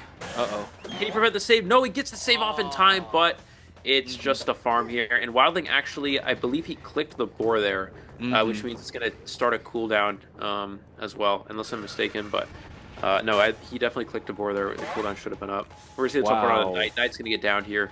Still 3 ciphers remaining, and every survivor at this point, except for the Fire Investigator, is down. This is just clean up here for this Ivy at this point. Yeah, definitely curtains are being called here on the side of Neila. Excellent work. He was really able to be super productive and got so much value out of this Ivy. Just 5 minutes in the game, and he's already in a checkmate scenario. Just the way he was able to play around. I know at the start, he was kind of going back and forth, even though they tried to go for the corner, spawn area. Like, it was between the Acrobat and I believe the Fire Investigator. Knight having a great job getting the rescue on, but I think it was just textbook Ivy gameplay here with just how he was able to position himself, cut off rescues. And at this point, like you said, it's just a bit of a cleanup here. Rum might have to tank this first hit. He's just going to try to get some scares at 37%. But yeah, it seems like he's already staring down the barrel of 5 points.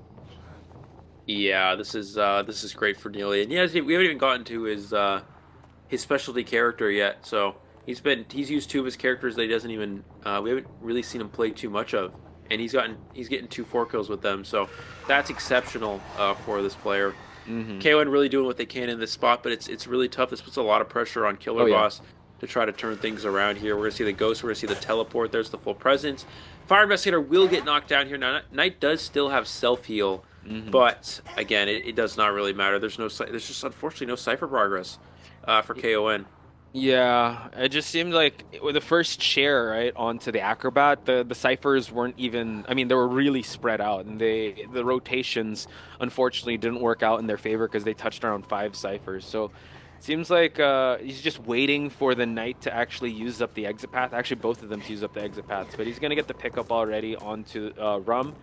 And still waiting on the Knight to go for the exit path. But yeah, it's a foregone conclusion that we can already congratulate Neila with another exceptional performance. But shifting it over to this round 2 Hunter. Yeah, he does still blink here, so he'll just go ahead and blink this Survivor. Unless he can somehow Flywheel the blink. Nope, he's going to Vault, so because he's in the Vault animation, he can no longer use Flywheel. And that blink will from the Wildling as well. That was another huge play. Do my show my comb. Okay, this is my new comb that I got. And it can waste a lot of time. But easier said than done for you to be able to use that stun. So now, not going for the corner spawns, we're going to go with fast. But there you have it, folks. Let's head into the match. All right, Killerboss spawning at the corner house, already making his way and marching his way down towards Mocha. We did note that his trait is the abnormal, so in a big map like this, you know, bringing abnormal is such a big risk because Goatman, when it comes to teleport, I'm a little scared, but he can tank 3 hits. Mocha does have access to nothing because he's caged. Goatman. Oh, the cage actually disappears right before he can get the hit here, but it's Goatman, so he can just use another one and the train. The train also kind of cut off Mocha from taking a hard left. Thank God he didn't still get hit. But yeah, like Goatman said, the cages keep coming in because the resentment keeps building up. So and he'll have another one within 2, 1, 0. Another cage. There it is, like clockwork. Yeah. He's going to take down this pallet first. Good job from the psychologist actually utilizing this upstairs area. It's a lot harder to use a cage in a 2-story area. We're going to see her drop down here. Does get a drop down hit, but it's actually fine. Keep in mind it's only a chip hit if Goatman does not use the cage. So that ends up not really mattering. And even though he just used the cage, he already has another one because Goatman is incredibly good. I also don't talk about skins a lot, but this is actually one of the best skins, one of the most underrated skins in the game. I don't care what anybody says. I really like this. People say this is a bad skin. It looks pretty good. Pretty good. Everyone's like, oh, I don't really like it because it's not pretty and blah, blah, blah, blah, blah. This is very detailed. This is a true horror skin for a horror game. I think this is an incredible skin. This is my opinion the best limited S tier. Oh, there we go. Abnormal already, just to prolong the game. Yeah, I'm all for detailed skins, and this is definitely one of them. Especially, we're gonna see a lot of Goatmans, right? So this is one of the skins I'm looking forward to seeing because of all the detail of the flares and also the intricacy of the hair. But now forward, trying to make his way towards this rescue, uses the football just to make it faster. But like you said, it's just chip damage, not in the cage area. Luoje trying to break it, but no, we have another cage just for psychologists to go for the flywheel. But now it seems she's like able to avoid it. Yep. And he doesn't have a cage that's on cooldown, so he has to just go for a chip hit. Wow, excellent job from the psycho and the forward coming in for the stun. Excellent gameplay from the survivors of AMEY here. And I mean, this is going very well for them so far. Let's see if he's able to catch up. Has to use a cage to catch up. It's going to be on cooldown. Psychologist make the window. She does make the window just barely. What a high skill game we're seeing here. I know. From both sides. There's the switch on the cage. Psychologist able to avoid. Goes for the break, the switch, the swing. Unable to get it again. Look at the jukes! Look at the ankle breaking, but Finally Mocha going down. unfortunately had to fall down there. Forward is still here to kind of harass because he can still eat another chip damage. Yeah. Has to be very careful because when the cage is up, it's going to be a lot harder. But he could still He's tank gonna one put a more cage hit. in front. Yeah. Oh no, he's gonna go for a hit. Huh. Oh. Typically we would just see. Oh, now his he cage is on did cooldown. yeah. Oh, Ford could have stunned there, but he was a little bit too far away. We're gonna see the chair here though, and that abnormal was really crucial because if he didn't have abnormal, this game would be over. Survivors would win this game, but Yeah. that's not gonna be the case anymore because he abnormal that cipher. They're forced to do. There's still one full cipher remaining instead of about 50% of a cipher. So it seems like they are doing a rotation here. Puppeteer is going to go for this rescue. I think forward here is just to feed that tinnitus, while Psychologist has done their best to try and buy enough time as possible. But Killerboss here still holding on to another abnormal. Let's see if he'll actually put use to this. There is one cipher remaining, so this abnormal could be possibly game-changing if they don't open up another cipher. They already heard the abnormal being used, so hopefully able to get it. Puppeteer already using the puppet form there just to tank that hit. Yep. Interesting they didn't go for a save. I would have liked to see them maybe push a rescue there. We're going to see the switch here, but again, these survivors, excellent predictions on the switches there. Oh, this is going to switch again. The cage is going to drop soon, and he's able to avoid the hit. Wow. What? Yeah, this is just an amazing... Oh, he's able to actually just keep the mind games going. So it's like the survivors are juking really well, but he's out in the open, but he's still able to use the puppet form. Forward is here for that stun, and right now he's being preoccupied by the survivors, and DR Mark is pushing that last cipher at 63%. But no, it's actually the 40% one. Forward actually eating that hit. Might have to use this forward ball just to get away from the caged area. Yeah, well, they have two ciphers here, so this should be tied as long. I mean, they just keep these ciphers split up here. And we see the Pharaoh Lady 80% on that cipher. Forward football away, but does get down here. But keep in mind, Puppeteer can still rescue. He can just use the puppet ability to make himself save at half health here. The cipher machine is going to be primed and ready. Puppeteer will come in for the save, and all of these survivors that are going to be in the vicinity have borrowed time. He's going to chair all the way on the cipher, but I don't think that does anything because they can't abnormal, or else they'll just pop. You can.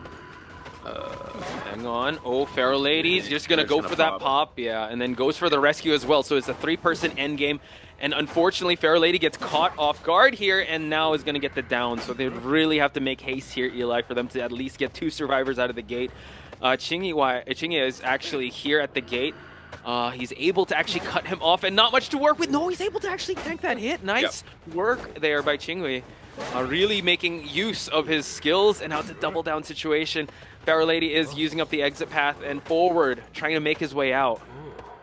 Yeah, and that's why Puppeteer is very good. You can take a detention hit there with the puppet, which he did do, but it doesn't matter. Goatman's just too good. He just downs the survivor anyway with the second hit.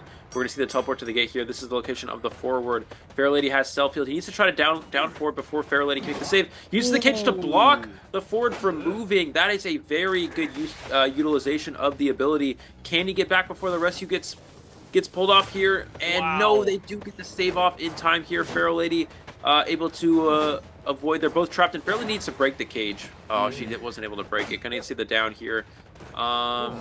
This game is not over just yet. Here's the chair onto the Puppeteer. Pharaoh Lady needs to pressure save while forward self heals and does the exit gate. That's what they need to do in this situation. They need to make it so KB has to. They have to keep the hunter at the chair here. Pharaoh Lady. Oh, he misses the cage. That's a big crucial. If he got that off, Pharaoh Lady would have been stuffed, and the game might have been over. But no, that rescue is crucial. And the trap though, able to actually stop the one of the survivors gets the hit, but this is actually what you're talking about. The exit gate is being opened. They just need one survivor out, and DR Mark doing a great job. He is actually gonna get hit, and it's a down. But all that matters is that the forward was able to exit. Wow, it all came down to that cage, Eli. Yeah, pretty. And you can't really do anything about it. You know, tank those hits. Puppeteer forward first in this one. It's a 3-1. Like you said, it's 8-11. Hunter that just sticks to the meta. And it seems like it'll put a lot of pressure on his survivors if he's... This 2025 qualifiers for NAEU. I'm Neila, joined with possibly live commentary for this matchup. Here we go, folks. Killerboss bringing out his main, or a person he mained 2 years ago, I believe. That's what Eli said. And what's interesting here is that we also commentated a match with Sevenlo, and he went with the BQ. So you got to give it up to these third rounds. Give us a variety of hunters here. Able to actually get the coordinator. So now, continuing on this chase down to DR Mark, he does have a bit of utility with that gun to use, but there's a corner here. Has to be careful because Killerboss could actually try and hide out. This moves on over. Wow. Wow, that's crazy. Yeah, we're gonna see the down here. Some people are saying that I'm not sure why you guys thought Percy wasn't allowed. I don't know why he wouldn't be allowed. It's another hunter in the game. There were some people that were like, "Oh, Percy, Percy shouldn't be allowed in KOA or something." He's too strong. Yeah, he's too good, guys. I don't know, man. I think there was one match also, and I think it was the Chinese, Hong Kong, Macau, Taiwan division that it was in one of the qualifiers that brought it out. But yeah, just it's so rare. Yeah, doesn't hit, but that other one did hit. Okay, that makes sense. Wild. Yeah, anyways, we're going to see another hit right away. This is a very good start for him, but again, it's still just Percy, so even with the fast down, this could still work out for the survivors. We're going to see him dash over towards, this is the Mercenary here.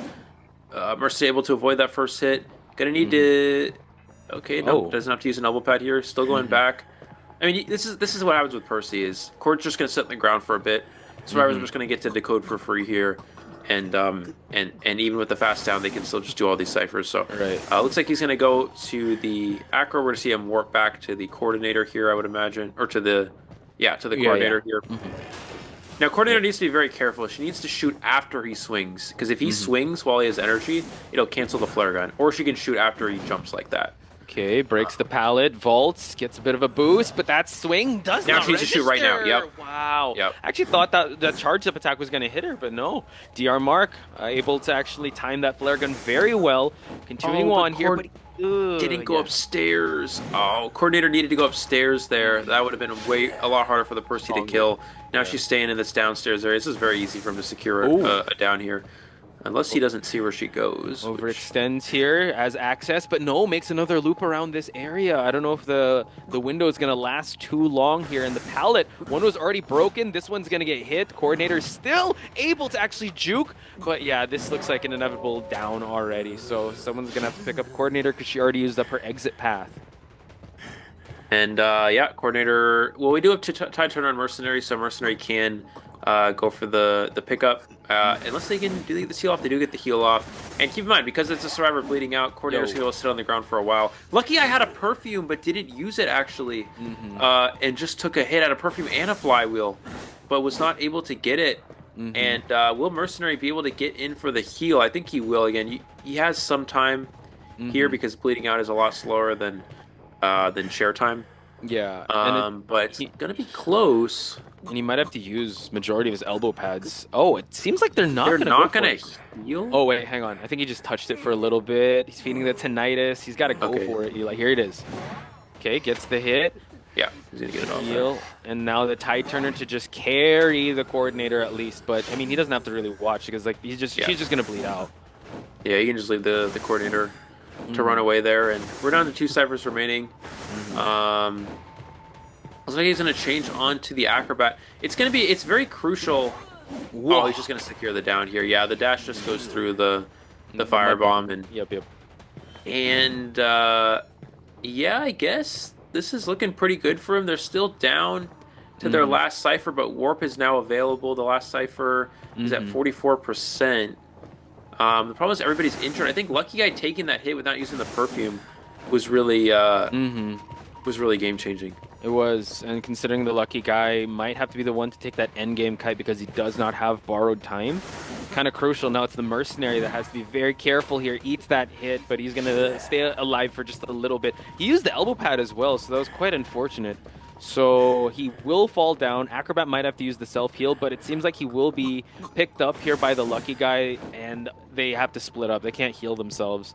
This is going to be a little tough. Warp is going to be used already, and the Acrobat Yeah. Oh, he got him.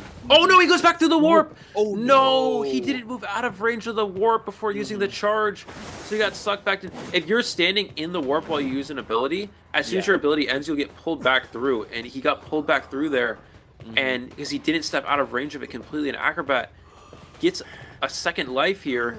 Wow. Okay. Oh, wow. And just using that slow bomb just to force him inside that house area. But now Luojo has to be very careful. Mercenary's already up. Acrobat has one bomb to work with, but unable to get the timing right because it's still on cooldown. And now, yeah, he's on the ground. They have to kind of push this Cypher, both of these Cyphers, actually.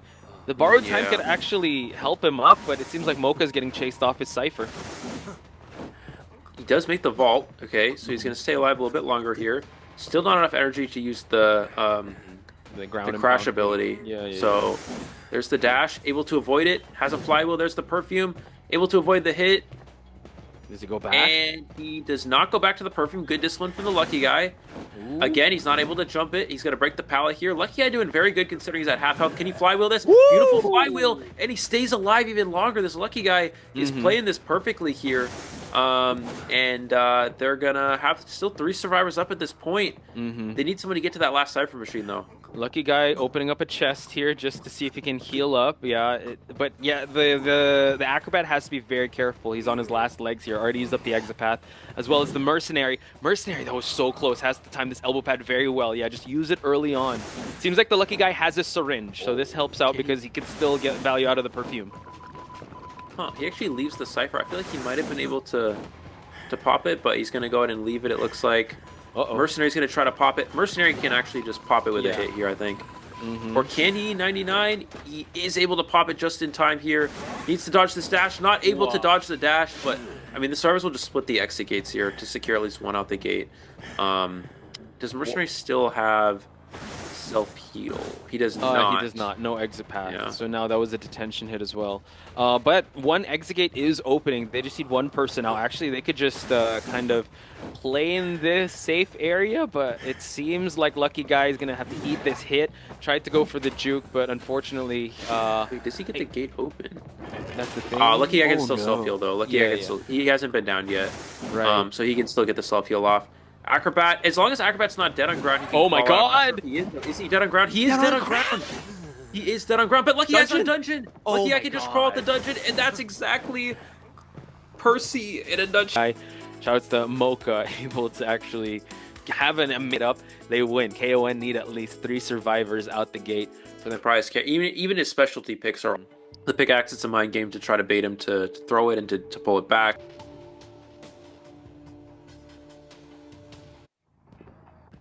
All right, folks, the first Fool's Gold here in the NAEU qualifiers for Call of the Abyss 8 and Neila. I mean, this skin looks amazing. I don't know the name of this skin, but it's also quite striking. So let's see if he's able to actually get any of these survivors down. The pickaxe, again, mind game. He's going to throw it here, but Wolf just makes a left immediately just not to get caught in that radius. Goes for he gets a hit! That's huge against a puppeteer, against any other survivor. Maybe not as big of a deal, but against a puppeteer, that's so big. It means that he's not able to use his ability. Whenever puppeteer gives a hit, and he gets the chip on the stairs as this whole area is blocked off. Whenever puppeteer gives a hit without using the puppet form, that is crucial for a hunter. And yeah, what a way to start out here. Wolf, unfortunately, might have to fall down soon. Drops the pallet here. Chooses not to go through the stairs, but yeah, it seems like an inevitable swing and a hit here on the flywheel, and also going through the pallet. So just providing a little bit of more kite time, but forces out the blink. I think that's the moral victory here. At least we force out the trait. But you said it best, Eli. Neila is playing for a tie, and he's going straight for the basement as well for Wolf. Yeah, this is exactly what you do when you need a tie. You bring him all the way to the back basement chair here. This is a very difficult rescue, and survivors really are going to kind of have to push him just because they really need to go for a win here. I mean, I guess technically you could, see him save Tide Turner for endgame, but it looks like they're really pushing the save here. There's the stun. Here comes the rescue. He was able to set up a stone here as well, so he has to be very careful not to get interrupted. He's getting ready, throws it just for the interrupt here. Pulls it back. Okay, good bait. Let's see if he's going to get Terror Shock. No, gets the hit, and now the Tide Turner is going to take Wolf out of the basement at least, and also gets a stun for him to actually provide a little more support here. Cypher Progress still not looking too scary, but we do see that the Prospector is here, and also the block. No, the door isn't blocked. Yeah, he missed the block there. We're going to see Puppeteer is stuck in the open. No, misses the charge attack. Can he kite until Tide Turner runs out? Uh-oh. Can kite until Tide Turner runs out, but even though the Prospector stunned, he did use the Puppet ability, which means he's going to go down to a chip. We're going to see another stun, but yeah, I mean, this is good support from the Prospector. It's just the decoding is still behind, so yeah. And the biggest issue is Puppeteer used the Puppet ability, which means he'll go down to anything here. That's going to be the biggest problem for him at this point. True. Trying to bait out the pickaxe from being thrown here, because Wolf, like you said, just one chip damage away from falling down. Able to actually get the swing and a hit here, so it seems like Neila already working on the second chair. He's just getting a tie, folks, and I'm all for support, but once the decoding starts to slow down, it's really going to be tough for them to push for Survivor endgame. Yeah, Cypher Progress is good, but it's not enough for a win at this point. Looks like we're going to see the Prospector coming for the save. It has to be Prospector because he needs to support the rebound kite here. Yeah. Or I guess they could double. Prospector only has one magnet. He used all of them up earlier on. True. So we're going to see the save, but that's not... He sidesteps the red bomb too. Yeah, this is not great. Blink's going to be online in 5 seconds. All I have to do is blink this Puppeteer. And there's still 3 ciphers remaining. There's the chip. You see Rum, just blinks his way to get that down. Rum does get, the magnet, but he could just disconnect that and just go for pickaxe another. back. He's just going to pickaxe back here. He's going to take this, he's going to go back. Just like that. Prospector does not have another magnet. He's just going to go ahead and pick up here. Going to go for the chair, and still 2 ciphers remaining. Definitely on track to tie, but that's exactly what Alien wants. You see, he's literally just playing. He's playing a very, very conservative build. He's playing no trump card. He's playing just straight up blink. Just blink my two hits on my survivor, down them, and I just tie the game that way. That's all he's going for here. Yeah, and if he does have to rely on endgame, he still has that detention just to secure that down. So it seems like Weeping Clown's the only one that's that is 1 chip damage away. He is working on a cipher. Acrobat is trying to provide as much support as possible. But yeah, once he just starts tunneling down on one of these survivors, then it's going to be GG's. But easier said than done. It seems like the survivors are really spread out, and like you pointed out, no trump card to change traits here, so he's gonna have to rely on just maneuvering around with this pickaxe here. And Rum is still in the mix. Yeah, here's what he's gonna do. He's just gonna find a target. He's gonna wait for his blink, and he's gonna find a target that he wants to chase endgame. He's gonna blink with detention to kill that target. That's exactly what he's. You see, he's just wasting his time here. He's just biding time. He knows the cyber's gonna be primed. He doesn't care. He just wants to wait for blink. As long as he can blink, kill a survivor endgame, secure his one extra kill, that's exactly what he's going for. He's just playing the most fundamentally easy path to victory here. Yeah, I mean, that's all he needs to do, right? Don't want to risk too much. Just wants to get the reward for them to actually move on to get the He's never going to hit him until Blink's ready. Yeah, or he's going to try to chip him at least. He's not. He'll try to chip, but he's never going to get an attack recovery hit until Blink's ready. For sure. They may just pop here. Yep, and they do. There's the pop. But like you said, Blink is almost online at 30 seconds, so he's gonna try. Oh, what? He's going to the. Oh no! He's going to the wrong gate. He's going to the wrong gate. The Prospector's dungeon. He actually let go of the Prospector. This is actually not looking well. 70% Eli. Actually, the gate's open. He's just gonna get dungeon. This is a win for KoN. There's no way. Oh my god! What? Just like that, KoN's gonna win this up against Neila. Prospector, but he left. I guess he's thinking that Prospector's flywheel and submagnets. There's of support in that match. That game's 14-13 here for KoN. Really down. The best deduction goes none other than the killer boss here, KB. Into this as the Goatman in Moonlit River. The Hunter. The Goatman. This will not block off Sears. We'll be able to see that because in the previous game, he only used Abnormal that one time. All right, we're going to see him go first chase onto the Acrobat, which is at 4 stop here. And yeah, does he see the trail of the survivor here? It looks like he does see the trail of the survivor. Acrobat trying to break as much line of sight as possible, making it difficult for the Goatman to get a hit. He's going to camp the pallet, going for the pallet stun. He needs to continue to break line of sight as much as he can here. And he is going to go do so again. He's going to camp it this time. No, we're going to see the switch. Does Acrobat get the bomb off in time? Does get the bomb off in time. It's still a mind game, though. He can go back and forth in between here. He's going to force the vault. He's going to walk through. He's going to go back again, but Acrobat does not go back through. Now he finally does get the hit, though, with the second cage. And he's going to have another cage online within a few seconds. So, yeah, just Goatman continuing to be Goatman. There's the cage. Acrobat's going to double back. He has a pallet to work with. He's going to try to break the cage. Seer Owl. Oh, the Seer Owl is going to keep this kite alive longer. Excellent usage of the owl there for Omni. Yeah, excellent call it. Aqua doing a great job, you know, being in that that cage and still being able to kite, utilizing the bombs, utilizing the Seer Owl, but now the back step, but able to count, unable to get it through.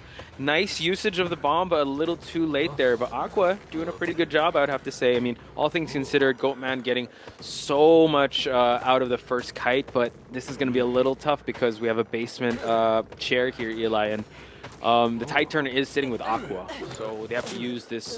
First officer has to make this rescue count. We're going to see Officer already in the vicinity feeding tonight. So we see 2.5 ciphers already done, though. So pretty good start here for the survivors of Omni.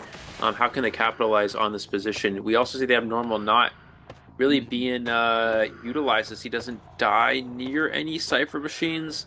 Officer continuing to feed tonight. It looks like they're not going to rescue at all here. They're really just going to try to play for a tie. Will Killerboss go and look for the... Killerboss needs to pressure something. So he needs to either pressure the survivor that's feeding tinnitus, or he needs to pressure a cipher machine. And he does not see the survivor hiding, so that's going to be a free decoding for the rest of the survivor lineup here. Seems like the first officer is kind of making a way. Oh my, he's able to actually go down. This is a rescue, but he has to be very careful. Gets the hit onto the first officer, so luckily not a terror shock, and now the Tide Turner to actually carry Aqua away. Yeah, while that's happening, 2 ciphers are being worked on. Acrobat has his bomb online, able to get the silence, but it seems like Aqua no, he can't hit him. Yeah. He has to wait for the cage, that's why. There's the... Oh, he does wait for it. The thing is, he has to wait for the cage, because if you hit with no cage up, it only does a quarter damage, yeah. So you had to wait for the red bomb to use the cage, which he did use, does secure the down onto the Acrobat here. And still has Abnormal. He could go start to Abnormal some ciphers here. Keep in mind this rescue was after half. He's going to double cage to 4-stop and kick it here down to 20%. So Omni's decoding is really far behind, considering the first kite was very good, and considering that nice solution here from the Magician. I wonder if he's still going to get hit here, though. He's still going to get hit, yeah. The decoding from Omni is just... It's far behind. I'm not really sure. Maybe the positioning wasn't great for them. I'm not sure. I think also because the abnormal. Like I don't know if they knew he had the abnormal, so they were really just focusing on just these 5 ciphers. But now Fluff having to contain this hunter in this caged area. It's kind of crazy how well he's able to actually contain here. Either break the pallet. Okay, he has to clean up this pallet because this has been one of the kiting areas of Omni's survivors here. Another cage. Able to actually go through, play a little bit of the mind games with the Magician's Wand, and while that happens, 2 of the ciphers are being worked on. They actually have their last cipher at 54%. Wow. Nice jukes on kite this out. Oh my God. He kites out the double cage here. He's gonna, but I mean, he has another cage ready, so it doesn't even matter. I mean, this is just Goatman. You can just keep doing this over and over. There's the cage. What can Fluff do here? He's gonna vault the pallet. He's going to go through. He's going to try to mind game to the other side. No, he gets the cage drops. He kites another cage out here, wasting so much time in this area. But he has another cage because it's a full presence Goatman. And there's the switch. He's going to go back through. And he's going to go back through again. Finally gets the down here. Trying to break ankles there. We're still sitting. What? Yeah, we still have one cipher with only 37% progress.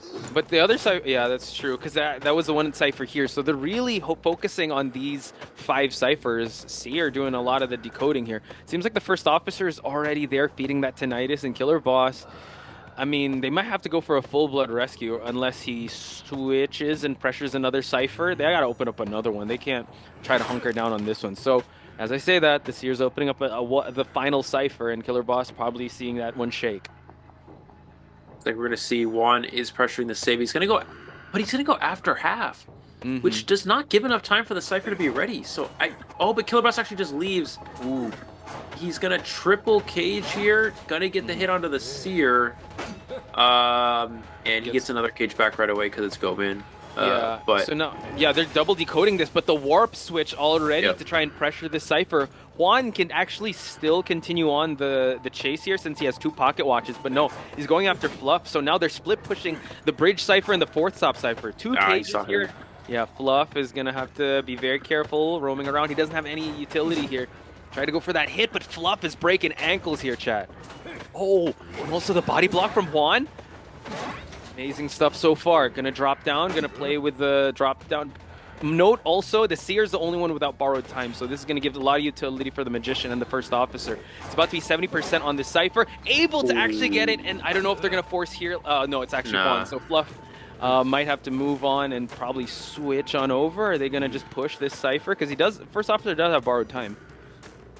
He's gonna try to drag him all the way to bridge. I don't know if he makes this. Is there a chair here? No, the chair here is gone. He has to drop it. The Cypher's gonna be primed. They're gonna pop the Cypher machine. And just like that, a 3-person end game, and the first officer still has a pocket watch. So it's actually going to buy so much time here. Detention with no cage. Fluff is trying to open up the exit gate here, but Fluff doesn't have the fastest exit gate opening. Oh, no, it's the Magician. Sorry, I thought it was the Acrobat. But now Fluff, back for round 3. How many ankles could he break here, chat? We're going to see him take the vault here, getting that speed boost. Continuing to contain in this area, but he's going to have another cage back within a second. There's the cage. Ooh. Misses the swing there. There's the switch. Switches again. Switches again. He needs to... Oh, he's going to kite out this one as well, it looks like. Yeah, this is just going to be a tied game, it looks like, at this point. And even transition towards the dungeon's a little too far. So yeah, it's going to be a tied game. But with a hunter like Goatman, holy smokes, Omni's Fluff. Look at just the jukes. I think the mind games are definitely working out. But finally, he gets the down. The Seer, as well as the first officer, have exited the game already. And it is a tied game. And this is huge, Eli, because we've never seen a tied game in round number 1 with the meta hunters.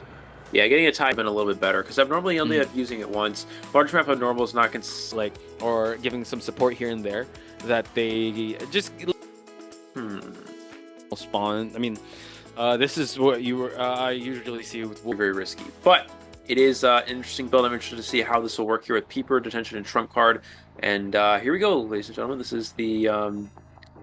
Oh wait, no, he does. He does have insolence, right? Oh, yeah, he does. It's left down. Yeah, it's insolence. Oh, so it's just, okay, that makes more sense. I was like, there's no way he didn't play insolence on Hullabaloo, but Too big of a risk, yeah, for sure. But Coordinator now just needs 1 red bomb for Shevchenko to actually be silenced. I wonder if he's going to use the flare gun right away, and he does, just for Shevchenko to actually go for the coaster here. But can he get the hit? Oh, it seems like... Oh, he missed the red, yeah. Just be very careful. Does take the hit now. Will he take coaster? He's not going to take coaster? Huh. He needs... Yeah. He's just going to go down if he doesn't... Oh my. And this is actually great for pit stoppers because we're actually waiting. I think he was kind of scared if he'd take the coaster and he'd actually get hit. I'm not sure because the clone was there, but hey, all's well for pit stoppers. Able to actually get the coordinator this early on is huge because Cypher progress is nothing to worry about so far. And it seems like he's going to cut off the Gravekeeper at the perimeter of this rescue. He also has teleport, not peepers, so I'm not sure what was going on with the that thing before. But yeah, anyways, we're gonna see Gravekeeper coming for the rescue here. It's gonna take 2 hits right away. Gonna take another one. He does not have any more clones though. Oh, Gravekeeper might get stuffed here. Oh my god. Oh, he does get the rescue off just in time. He's actually just going to go for the last effort onto the Gravekeeper and work his way on a double down. So Pitstopper is just adding more momentum, adding more pressure. Gets the vault already because he's already unlocked full presence. And Shevchenko is put in a tough spot. Can't vault that. Able to actually get the last effort and unable to get the flywheel. So now a lot of resources being burnt. And Eli, it's not even 2 minutes in the game. Pitstopper is looking real strong already. Yeah, we're going to see... the double down here on both survivors. This is looking very good for the Hunter side. I'm not really sure what the Stars can do to work out of this position. We're going to see the cheerleader come in for at least pressuring the save here, but this Hullabaloo already at full presence. I think he knows the survivor's probably up there, so... Yeah. He's going to check. Clone... Is he gonna? Well, He knows I think he's he up knows. there. Yeah, he's just waiting for the. He's gonna try to jump up. Oh, he missed. You can jump up this, but you have to get. Oh, we are gonna see Cheerleader. No, Cheerleader's not gonna make this. What? True Gravekeeper though, unable to make it, just gets the rescue. But now Wolf, has to be very careful, has to play with the cheer cooldowns, forced to break this pallet. But the fact that the Gravekeeper was down, Coordinator's out of the game, means that no one was on Cyphers, and Wolf now has to take this kite. We're going to see Cheerleader is going to use the last speed boost here. Able to avoid the red, but not able to... Oh, had Flywheel, but wasn't able to use it there. Gets the pallet stun, but the hit did register, getting the second bomb there. He misses the jump, though. He's got another one. Can he Flywheel? Does not Flywheel the hit there, and is able to get the down. And yeah, 4 Cyphers still remaining here. This is looking like a 4 kill for the Hunter side. Yeah, Pitstoper is really like... as we said before, all gas, no brakes. This train has no stops with how well he's able to play this Hunter, constantly pressuring, and now we see the trait being used just from the pressure this Cypher, and it seems like it's at the expense of the Gravekeeper. Gravekeeper on the shovel form eats, wow, a terror shock. So now Gravekeeper having no exit path, forcing the Acrobat to respond in this, I would say, dire situation for the survivors, because Pitstopper has made so much work in this 3 minutes 30 seconds already. Staring down at a 5-point game here on the side of Omni. Like, we're gonna see the Acrobat's gonna try to save, but still 4 Cyphers remaining. There's not really much to be done at this point. And he knows where Acrobat is. He knows he's up there. He's gonna jump up to the Acrobat as well. Force the Acrobat out of 2-story. Gonna get the first bomb here. Mind game at the pallet. Another bomb. There's the jump. Acro able to avoid getting black bomb hit here, but let's see if he can avoid this one. No, gonna take that hit there. The ability is locked up. He's already up with the black bomb on him. Red bomb gonna cancel and down. He's the red zone just canceling the bomb from being utilized. They get shut down by the Hullabaloo. It doesn't even matter. And we've seen that. He kind of. First half of the round number 2 is going to be very crucial for KoN to kind of set the pace. So it's going to be Hullabaloo here from... You know what? Having a rematch with him before, I think he wants to kind of... he does need to get like more secure type stuff. At least he has the insolence, but the peepers though. Seems like he will be going for it. And once again, folks, Potchspice and Eli O, you're commentators for this match, and it seems like we are going to see Killerboss not go to the graveyard, chase away Juan. Oh, he sees Postman early. He does. Ooh, that's pretty unfortunate for Omni. Bit of a missed rotation, and Killerboss is going to pick up an early optimal chase target here. We're going to see the dog slow him down. We're going to see the clone getting the first hit with the red bomb. He still has one more clone to work with here. Lace trying to bait it out, but does take a white bomb hit. Oh, is it? Wow. Oh, that would have been a terror shock. It would have been the 3rd bomb there. That's such a risky vault, and it does pay off, though, for Lace here. That was a little scary, yeah. That would have turned the tides very drastically, but it seems like Lace still has... Okay, he's going to get hit there just for him to use the trip. Oh, the trip leaves him! Oh no, a little bit too late to head to work. And now it seems like, yeah, he could just have his way with just hitting him with all the bombs here, and now he's actually going to just corner him. Not rotating for the black bomb just yet. He's just going to align him up. Yeah, he's got to wait. There you go. There, he's gonna... Now he's going to get the down. Okay, yeah. Yeah, that was very unfortunate timing on the trim. The trim betrayal is crazy. And we're going to see the down here onto the Postman. Pretty decent first kite, but still not too optimal. He does die on a Cypher machine, and they haven't actually finished the Cypher just yet. So, pretty good start here for the Hunter side. We're going to see Juan coming for the rescue. There's one hit. There's another. There's the 3rd bomb. Is he trying to double down him? That white bomb missed. It did. Oh my gosh. Okay, so now the Mercenary gets away. Yeah, Postman trying to reposition in a better spot here. Mercenary could actually just go ahead and keep decoding. We do note that there's another tide turner on the Gardener, so they could still get this next one if they want to go for the rescue on Lace's side, but Lace does fall down. Note that he does have a coffin, so he was able to get the did a flywheel too, actually. Interesting. But wasn't able to use the flywheel there, unfortunately. Gonna try to share as close as he can to the coffin, since he is currently holding only 2 peepers. It means he cannot trump card to teleport just yet. And there goes the coffin being utilized. He's going to drop another peeper here, and he's just gonna go. He's just gonna dash straight to the coffin. He catches up so fast. That's the power of Hullabaloo. Even being a hunter as strong as he is, has so much mobility to work with here. Oh Another man. jump. The dog bite didn't even do anything. He's right back to the chase here. Yeah. Lace now dropping the pallet. Oh my gosh. Okay, now he's still able to at least go on through. Oh, it was only a red bomb that did attach itself to the Postman. Postman still has flywheel, so he has to time this one very well with the white one. Oh wow, he's just able to vault that just in the nick of time. Lace has to be very careful. Flywheel's away, able to make it to corner house, but the clone is there waiting for him. Yeah, you want a flywheel on the swing. He flywheeled to get out of range of the clone, but you want a flywheel on the swing to remove the balls.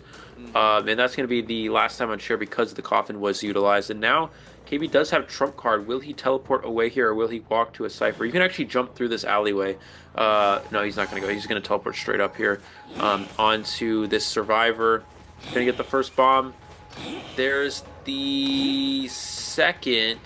Gardner's going to get a bubble. He needs to wait out the bubble. You can't hit the bubble. If you hit the bubble, then it absorbs all the bombs. And he does wait it out here. Constant pressure here. He's going to add more. Gardner just needs that white bomb for him to be able to fall down. Mercenary's already healed up. So now another clone to drop the Gardner. So Killerboss definitely on the right track here for him to get his team back in working shape, with him potentially getting a 5-point game. Basement is definitely going to help them out as well.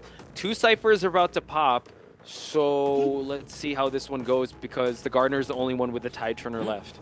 The problem here is the ciphers are a bit behind. I see Omni do this a lot. They prioritize healing over decoding. In certain situations, you have to prioritize decoding over healing, and Omni always prioritizes healing first. And in a situation like this, you have to prioritize decoding, because if you prioritize healing, the survivor's already going to sit on share. Like the amount of time it took them to heal only got them to 38% on the last cipher machine, with the mercenary saving after half, because that healing takes so long to do. So I think that might hurt them a little bit here. Let's see what mercenary can do. Takes the first hit. Mercenary does have elbow pads, but they were locked for a second there. Mercenary gets. Oh, they're starting a new cipher. They don't actually have the last cipher. They don't, but now able to actually get the down onto the Mercenary. Gardner has to get out of this spot. Does have a bubble to work with. One more bomb hit, and this Gardner will be falling down. The red area is here, but nice switch up, and also gets the pallet slam. They need to kite out for a little bit longer because it's still under 50%, but no, the Gardner falls down. Yeah, and the problem here is that Mercenary's double down. And we're actually going to see the Embalmer leave. Oh, he's dead on share. That's already saved after half. That's the biggest issue, is the rescues after half here. And yeah, that's the issue with healing in that situation, is the time it takes to heal and the Mercenary to get all the way up to the chair. It's too late to save before half, and it makes it so if the rescues after half, he just needs to down that survivor, and that's a GG's. So that's why in that situation you got to prioritize decoding rather than healing there. But let's see if they're still able to get one out here, maybe get to an endgame situation. And we're going to see the Embalmer is going to pick up Kite here over at the fake gate area. Yeah, so it seems like the Mercenary might have to pick up just so that he can go for some ciphers. Oh, gets the slam, but in return, Embalmer gets hit with a red and white bomb. One more and he will get injured. Mercenary does take a while for him to use up his exit path, but Fluff has done this before with the Goatman. So let's see how he fares when it comes to kiting out the Hullabaloo. And he's an Embalmer. He has to really play with these structures very well. But the clone, trying to switch it up here, drops the pallet. Wow, able to avoid that black bomb. So now forcing him to go through. Flywheels just to make it through the pallet. Forces out a swing. Eli, he's doing pretty well, and it seems like the Mercenary now is decoding properly here. Yeah, the problem is he has teleport. He'll just TP back to the Mercenary, and Mercenary does not have self heal at this point. But I guess the biggest thing here is that Mercenary can kite until Embalmer primes another site. Oh, that's just the power of the full presence Hullabaloo, getting those bombs building up so fast here, and Mercenary Embalmer doesn't even have time to get to the cipher. Mercenary's going to knock down with no self heal. He's going to jump through the alleyway here. Let's see if he can find the Embalmer. Doesn't see him just yet, and we're going to see the clone pointing to the Embalmer here, and now able to find his location. I love how Killerboss didn't tunnel vision all his way on Fluff, because Fluff was doing really well, just juking it out with Killerboss. But now, yeah, Juan unfortunately does not have a self pickup here. Fluff doesn't have much to work with. The dungeon, he's actually running away from the dungeon area, and Mercenary does take a while for him to bleed out. So there's only a matter of time until Killerboss is able to actually get it down onto Fluff, and that'll be a GG. We're going to see, yeah, just trying to waste as much time as possible, but there's no way for them to get to the end game here. So looking at how these points are going to play out, this is going to be a 4 elimination for KoN, which makes this match a lot closer. There's the switch, there's the first hit. We're going to see a wipe bomb already because of the full presence. There's the jump. Wow. Oh, able to avoid another hit as well. I mean, yeah, Fluff is just kited really, really well. This player is just, as you can see, a very strong kiter.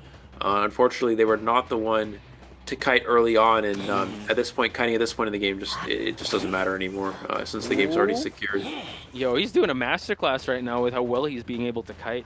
But, I mean, the checkmate scenario is still here. He's just waiting for the right possible moment, waiting for another clone, but Fluff really playing with the terrain very well and just giving us a highlight of how well he can kite. Yeah, I think Killerboss doing a great job of not chasing him at the start, because it would have been a different... You see the... I'm trying to look at the Cypher progress. Lights of Call of the Abyss, and he's also shined in round 2 type... how did we not see this? Because Barmaid was... So I guess he's really going to prioritize chasing the Puppeteer. That would...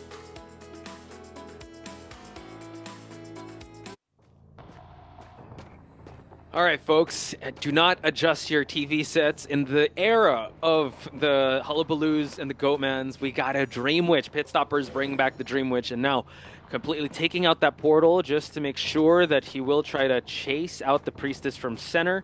And map control is super important for Priestess. We talked about this in Ever Sleeping Town, that you need to be able to make sure you have eyes on every corner of this map so that you'll be able to control the pace of this game.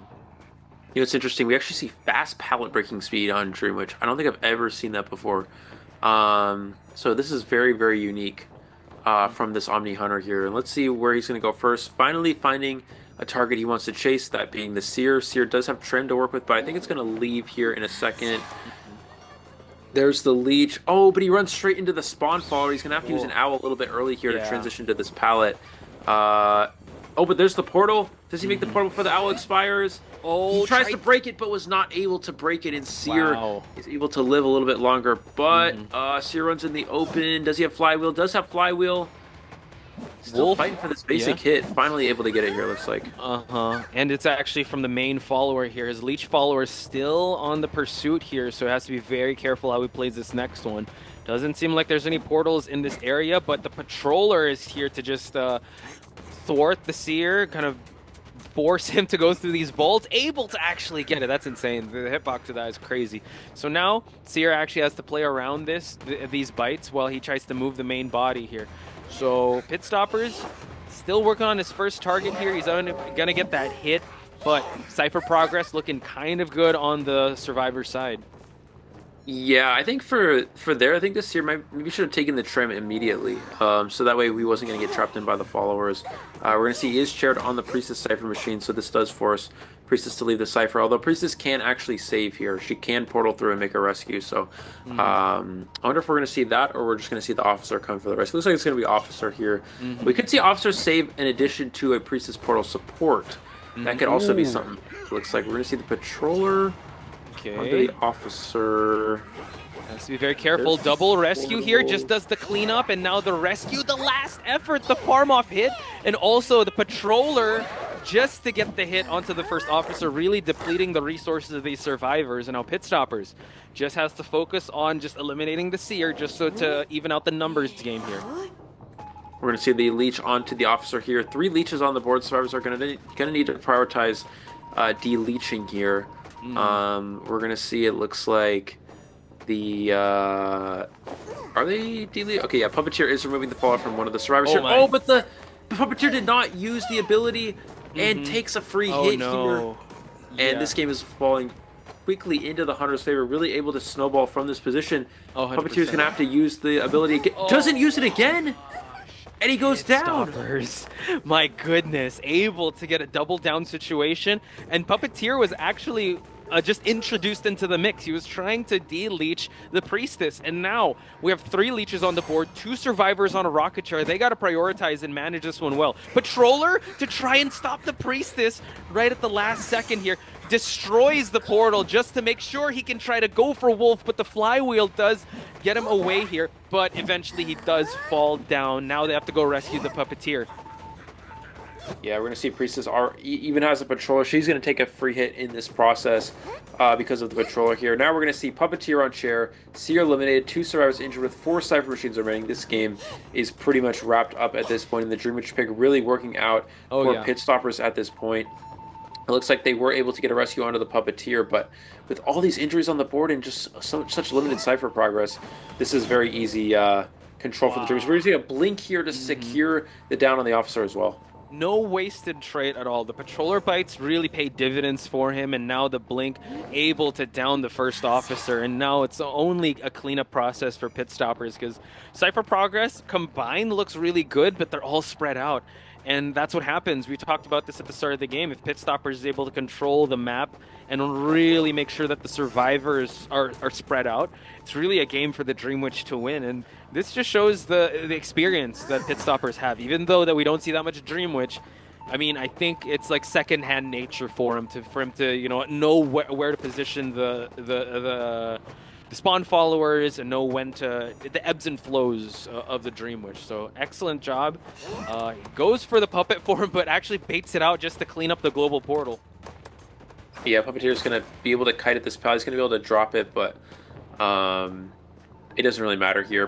Priest is going to get leech. She's going to get forced off of the Cypher Machine with the leech here. Oh no, he's actually just going to drop the leech on chair, and no one can really rescue. That's the problem. In that we're going to see Puppeteer.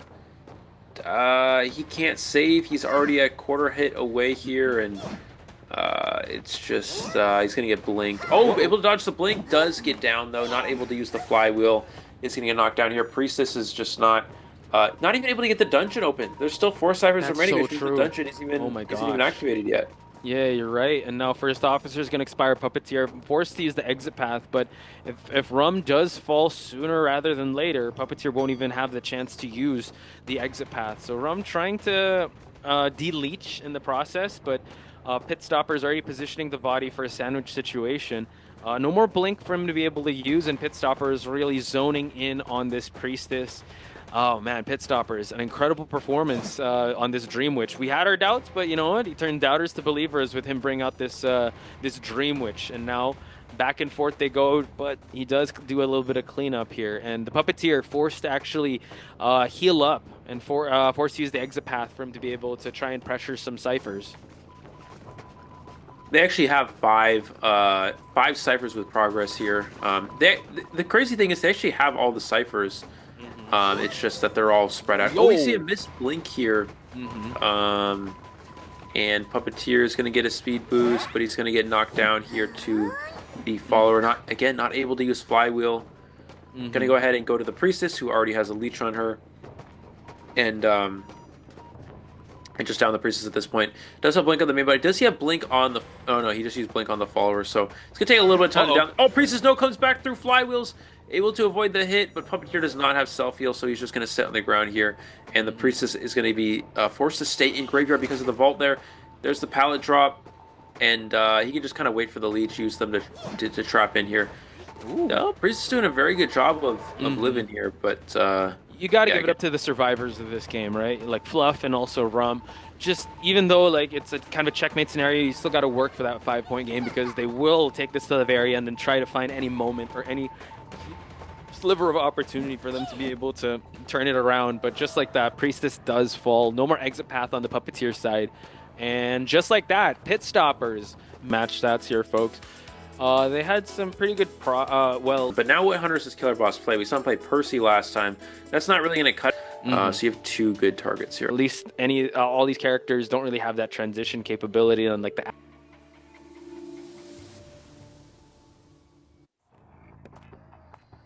All right, looks like we're going to see Clerk rotating towards middle first.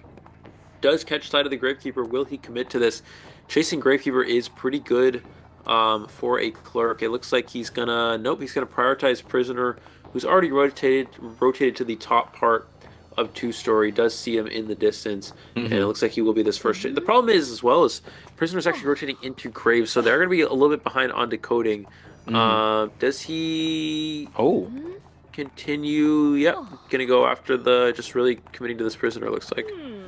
So Lay's doing a great job, not just going for conventional routes, just making sure that he looks for the red light and continues on this chase. Has to be very careful, pre-drop the pallets, make sure the recording doesn't happen. He's gonna record that vault, forcing him to actually break this pallet and rotate away. He does have a shock as well, so he has to save that for the optimal moment here while everyone else focus on decoding. But that warp is going to be able to be used, kind of cutting him off, trying to make that rotation. There is a pallet that's here, so he has to use this carefully. We're going to see Prisoner trying to mind game here at this area. Still has that shock to work with. There's the drop and is going to take the first hit. Lays did have a flywheel and a shock, but unfortunately did not use it in that situation. He's now going to transition into factory. Just trying to use him to conserve this kite a little bit longer. He's actually going to go, he's going to leave factory, it looks like, and kite towards these pallets over here. These are not exactly ideal places to be. And he does get the pallet drop. There's the flywheel, and he can avoid the hit there with the flywheel. That's a big flywheel. Killerboss does now know that this prisoner does not have borrowed time now that he's used broken windows and flywheel at this point. But he's going back to the broken pallet. Still has the shock. There's the shock. Can he do anything with this distance? Can get to this pallet. It's a mind game. There's the drop, but he is going to go down here. But yo, Eli, check out the Cypher progress. He's going to try to lock one. No, he's going to go straight for the chair here. Well, 2 Cypher kite, actually almost a 3 Cypher kite. This one sitting at 85%. And considering that these survivors aren't really known for decoding, excellent job on Lace, just like with the kiting route. So now it seems like Gravekeeper might have to go for this rescue, but they're playing with 2 tide turners here, so it will provide a little bit of time for this Gravekeeper to go even for a rebound kite after the second chair. So Gravekeeper already on the ground, shovels back up, and now he's already here. We're going to see the rescue from the Gravekeeper here. Prisoner, does he have a shock back yet? He does not have a shock, so he's going to go down to this window recording here. 85%.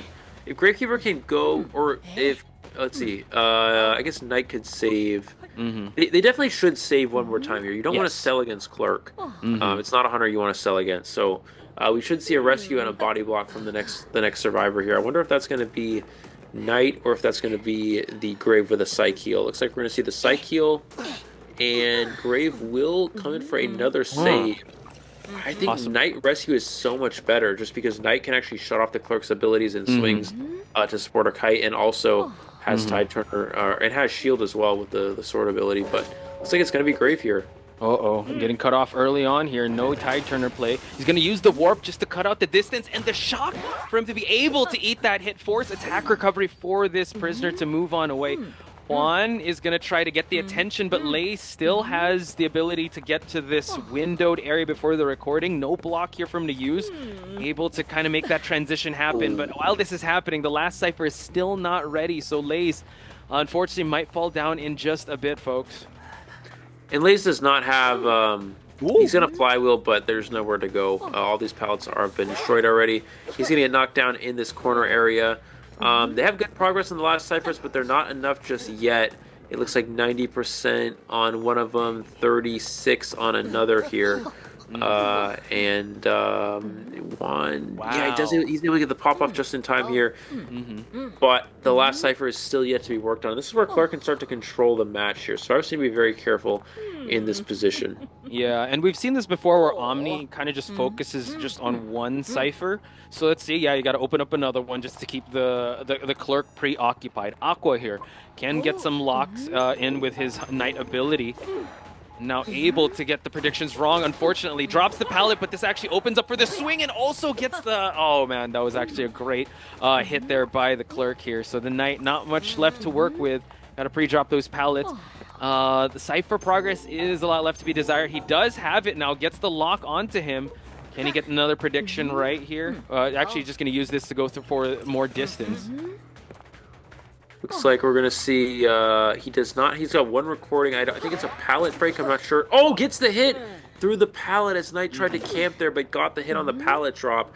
And, ooh, this is not looking good for Omni, because now Killerboss has trump card. So if he wanted to, he could teleport to the last cipher, or he can just keep blocking it over and over. It's like he's going to try to cut off the Gravekeeper as well, which he is able to do. He sees the Grave from far away here. Oh this my. is tough. Yeah, he has Warp ready as well, so he's going to use Warp to just get the Gravekeeper right before he's able to get the rescue. A lot of injuries are piling up here. We only have a little bit of utility on the Knight just left, but the Psychologist can't even push that Cypher that fast. So Akko has to be very careful when he goes for this drop-down ability, because the recording is definitely there. Goes for the recording, goes for the Knight. Oh, he did it too slow.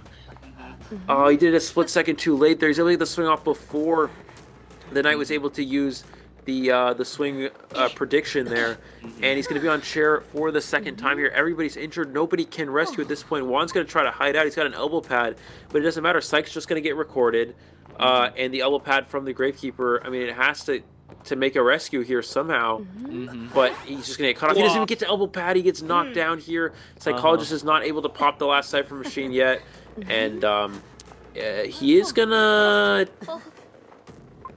record. Yeah. Just and he doesn't want him to get dungeon, yeah. Okay, so now Fluff is gonna try and kite for as long as he can while Gravekeeper gets that exit path going. So Killerboss really showing everyone that you have to fear his Clerk, and the way he was able to actually eliminate the Knight so early on. Lace did a great job as the prisoner, but once he went over to Aqua, I think catching him off guard there, just a step ahead in his rotations. Forcing the Gravekeeper to exit path.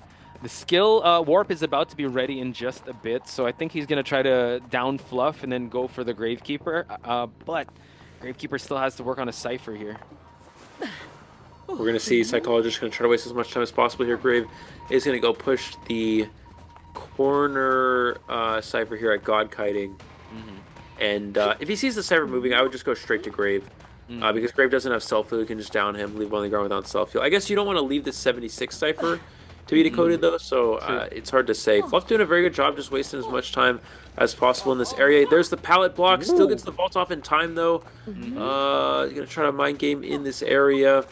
Not a lot to work with, though, if you're the Psychologist, and he is going to get that pallet blocked off there. Gravekeeper opening up another chest here just to get an item. It is the pocket watch here, along with the the elbow pads. So a lot of kiting ability for the Gravekeeper to work with, but this just forces Fluff to go for the exit path, which he's kind of close to that 76% Cypher. So hopefully Juan can keep him preoccupied, but we do know that the Clerk knows where to warp towards, just in case he knows that Cypher is shaking a lot. Looks like he does have Tinnitus now, trying to find where the Gravekeeper is hiding. Does have a pocket watch now, so he's got another item. This is a better item to have. This can waste at least the 20 seconds, but we're going to see the pocket watch being utilized first. He's just going to keep checking that Cypher. The moment he sees that Psychologist go to the Cypher, he may teleport there, and yeah, he's going to teleport right there onto the Psychologist. No, Psychologist does not have self-heal. He's just going to go ahead and down her, then find the Gravekeeper, let that watch expire anyway. And Psychologist, can't you make it to the pallet charge attack? Nope, doesn't even need it. The pallet drop. Yeah. Incredible awareness there by Killerboss, just really leaving no stone unturned with how well he's able to play this matchup. And now it's only a matter of time. He's still just going to keep monitoring that Cypher. But Gravekeeper does have a syringe to work with. I'm not sure how this endgame is going to shake out, but if the Psychologist could actually expire, who knows what could happen.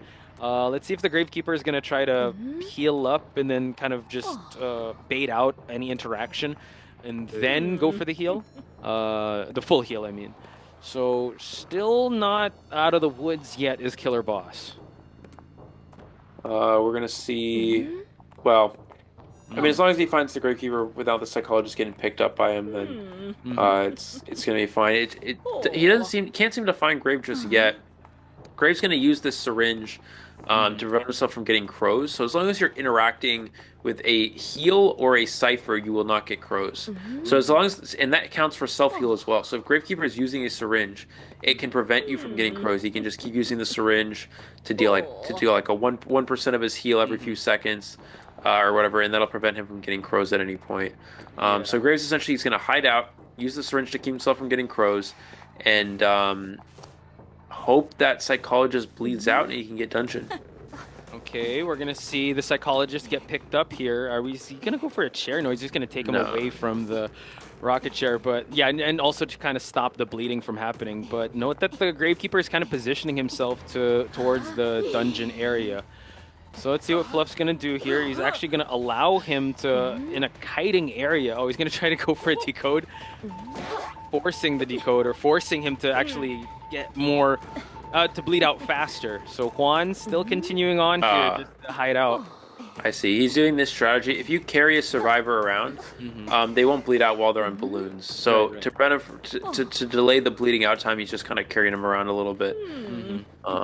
But he's gonna have to drop him again. And I mean, yeah, Graves doing a good job of just staying out of Tinnitus range here. So, if he can stay out long enough for Psych to.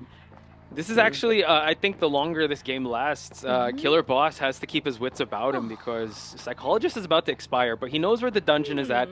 He thinks that the Gravekeeper is just one hit away, but once he heals up, there's no detention in the air, so he's actually able to kind of make his way towards dungeon. I'm not sure if he knows where the elbow pad is because that's going to definitely help him out. He's going to use a teleport to see if anyone is here, and no earmark, I think, and it seems like Psychologist is going to get picked up once again and go for that bleed out strat again.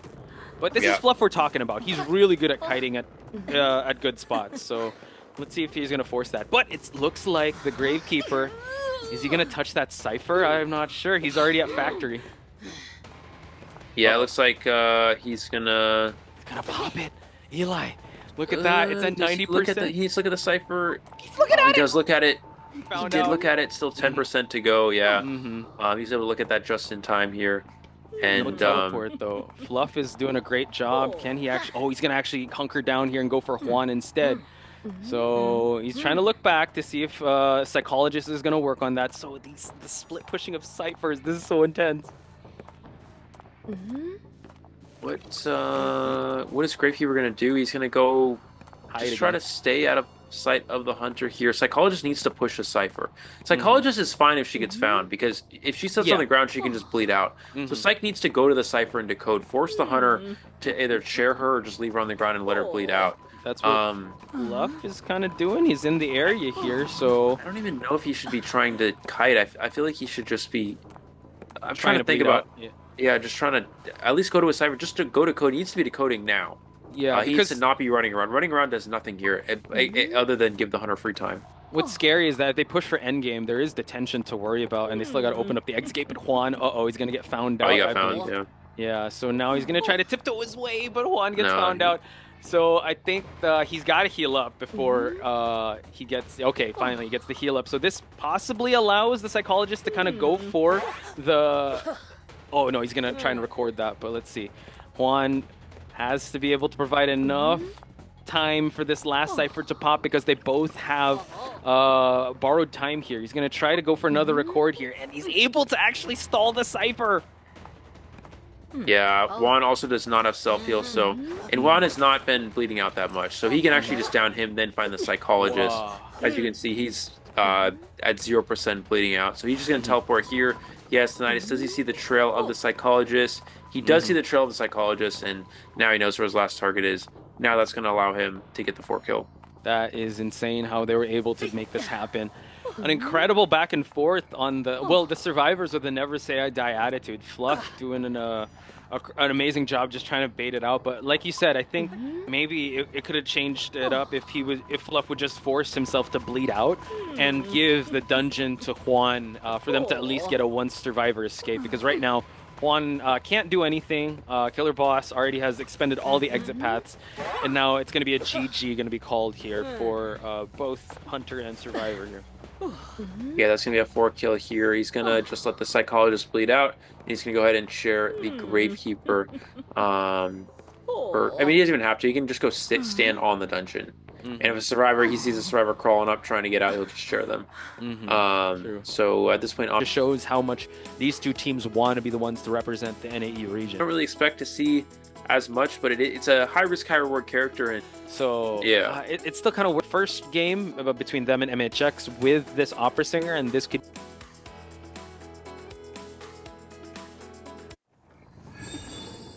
Not wasting any time already. Pit stoppers having no stops to head towards Shevchenko. People in the chat were like, Shevchenko, don't do it. But he's... Or violinist. Oh, back to the match. Okay, here we go. I have thoughts on that, but yeah, with Nightmare. But now Shevchenko doing a great job so far, still holding on to that bubble, has to wait it out here. Able to actually force attack recovery, and now Shevchenko dropping down the pallet here just to provide a little bit more distance. Can Pitstoppers actually hit him out here in the open? And he does. He is going to get that second hit. 2 pretty quick hits onto the Gardener here. And Blink is not even ready just yet. That's how fast these hits are from this Hunter. Did miss a dash. He does have the flip back to work with here. We'll probably see that in a second. There's the flip back. Oh, misses another dash here, unfortunately, though. So Pitstopper's off what was looking like a good start. Unfortunately, 2 missed opportunities there. And he hits the bubble, which forces attack recovery, giving more distance to the Gardener. Okay, forcing the blink, and oh wow, that exchange there on the pallet drop. So now Pitstoppers kind of in the back foot here. Shevchenko doing an amazing job playing with 2 bubbles, a pallet drop, and forcing out the blink. So now Shevchenko did an amazing job. He could definitely fall here, knowing that he's done a great start for the game for his Survivor team. Yeah, that's a really good start here for the Survivors of KoN. Still the Cypher progress a little bit behind, but 2 Cyphers will pop here. They're definitely on track to get a tie. The question is, can missing another dasher, unfortunately. Can he cut off the rescuer from a distance? Is going to be the important thing here. Looks like he's going to be the Mercenary coming in from the shack area. Maybe we see Psych as well pressure, or is she just going to do a Cypher, I think? I think they're just trying to open up as much Cyphers as they can. Again, Opportunity is kind of a single hit hunter, just going for the hit onto the Mercenary. We're at full presence, but it seems like he wants to go for the Mercenary and force out another elbow pad, so holding on to 1, just attacking the resources. But Gardner could still play with that bubble. Shevchenko, can he time it properly? He's able to get another bubble.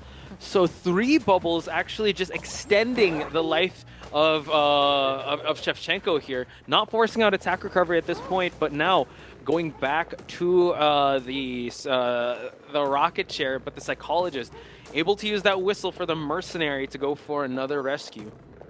Yeah, Merc can go for a second save here. They have all their Cyphers at this point. We'll see. That's going to be the Psychologist getting pressured. That's fine. It's important the Embalmer pops and gets to the 54% Cypher. We're going to see the hit onto the Psychologist. Nice hit onto the Survivor there. But again, this Psychologist Cypher is the last Cypher. Or is not the last Cypher. It's going to be Embalmer. So it's okay that she is getting pressured here. This Survivor needs to try it. Will they body block here? Cypher's going really far for this double hit.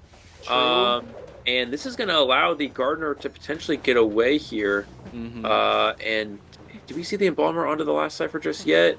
Another bubble plate? Able to get a 4th bubble! Holy smokes, Shevchenko forcing out these attack recoveries, and now Pallet Mind Game able to actually get a drop onto Pitstoppers. So well on their way to try and tie this one out, but a double down situation, forcing Rum to go out of his way to move and rescue the Mercenary. So how they play this next game is going to be very telling, but Pitstoppers now definitely all business at this point, holding on to this 2 Cypher remaining objective. Can Mercenary self-heal in time here. He's going to be able to get up, does have an L-pad to work with. He does not see where the Mercenary is as well, so Mercenary able to make some distance here. Finally does catch sight of this Survivor, but he needs to be careful. He doesn't allow anyone to go to that last Cypher machine. That last Cypher is going to be the important Cypher machine to monitor here. It looks like we're going to see the Psychologist does get spotted here in this area. Does get knocked down, did have flywheel, but was not able to use it there. We need to see a new Cypher machine get started. Looks like it will be Embalmer to start the new Cypher at this point, and Mercenary will just go for the rescue once that Cypher has enough progress. So we're seeing Pitstopper is actually chair close to the Cypher that is moving, but he's got to note that they are opening up another Cypher. So he still has trump card to work with. Let's see how he might overextend a little bit here for the Mercenary to kind of go for a free rescue.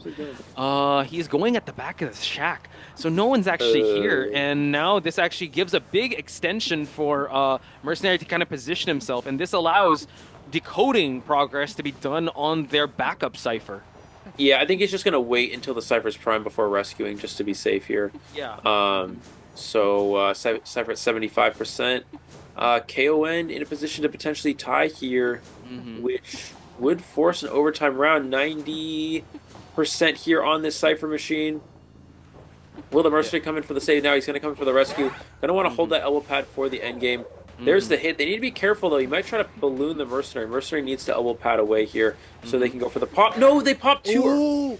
Oh, Mercenary did not elbow pad. Mercenary needed to elbow pad away, and then they popped the Cypher machine. And Mercenary does not even have self-heal. Uh-oh. Yeah, you're right. And now it seems like he's still holding on to Trump card, by the way, folks. He has the blink to kind of blink down the Psychologist. Note that he only needs 3 there's a coffin, to win. though. Yeah. Oh, you're right. So Mercenary could actually not even be chaired at this point. But he needs to get healed, though, and picked up. But it seems like Pitstoppers can't find the Psychologist.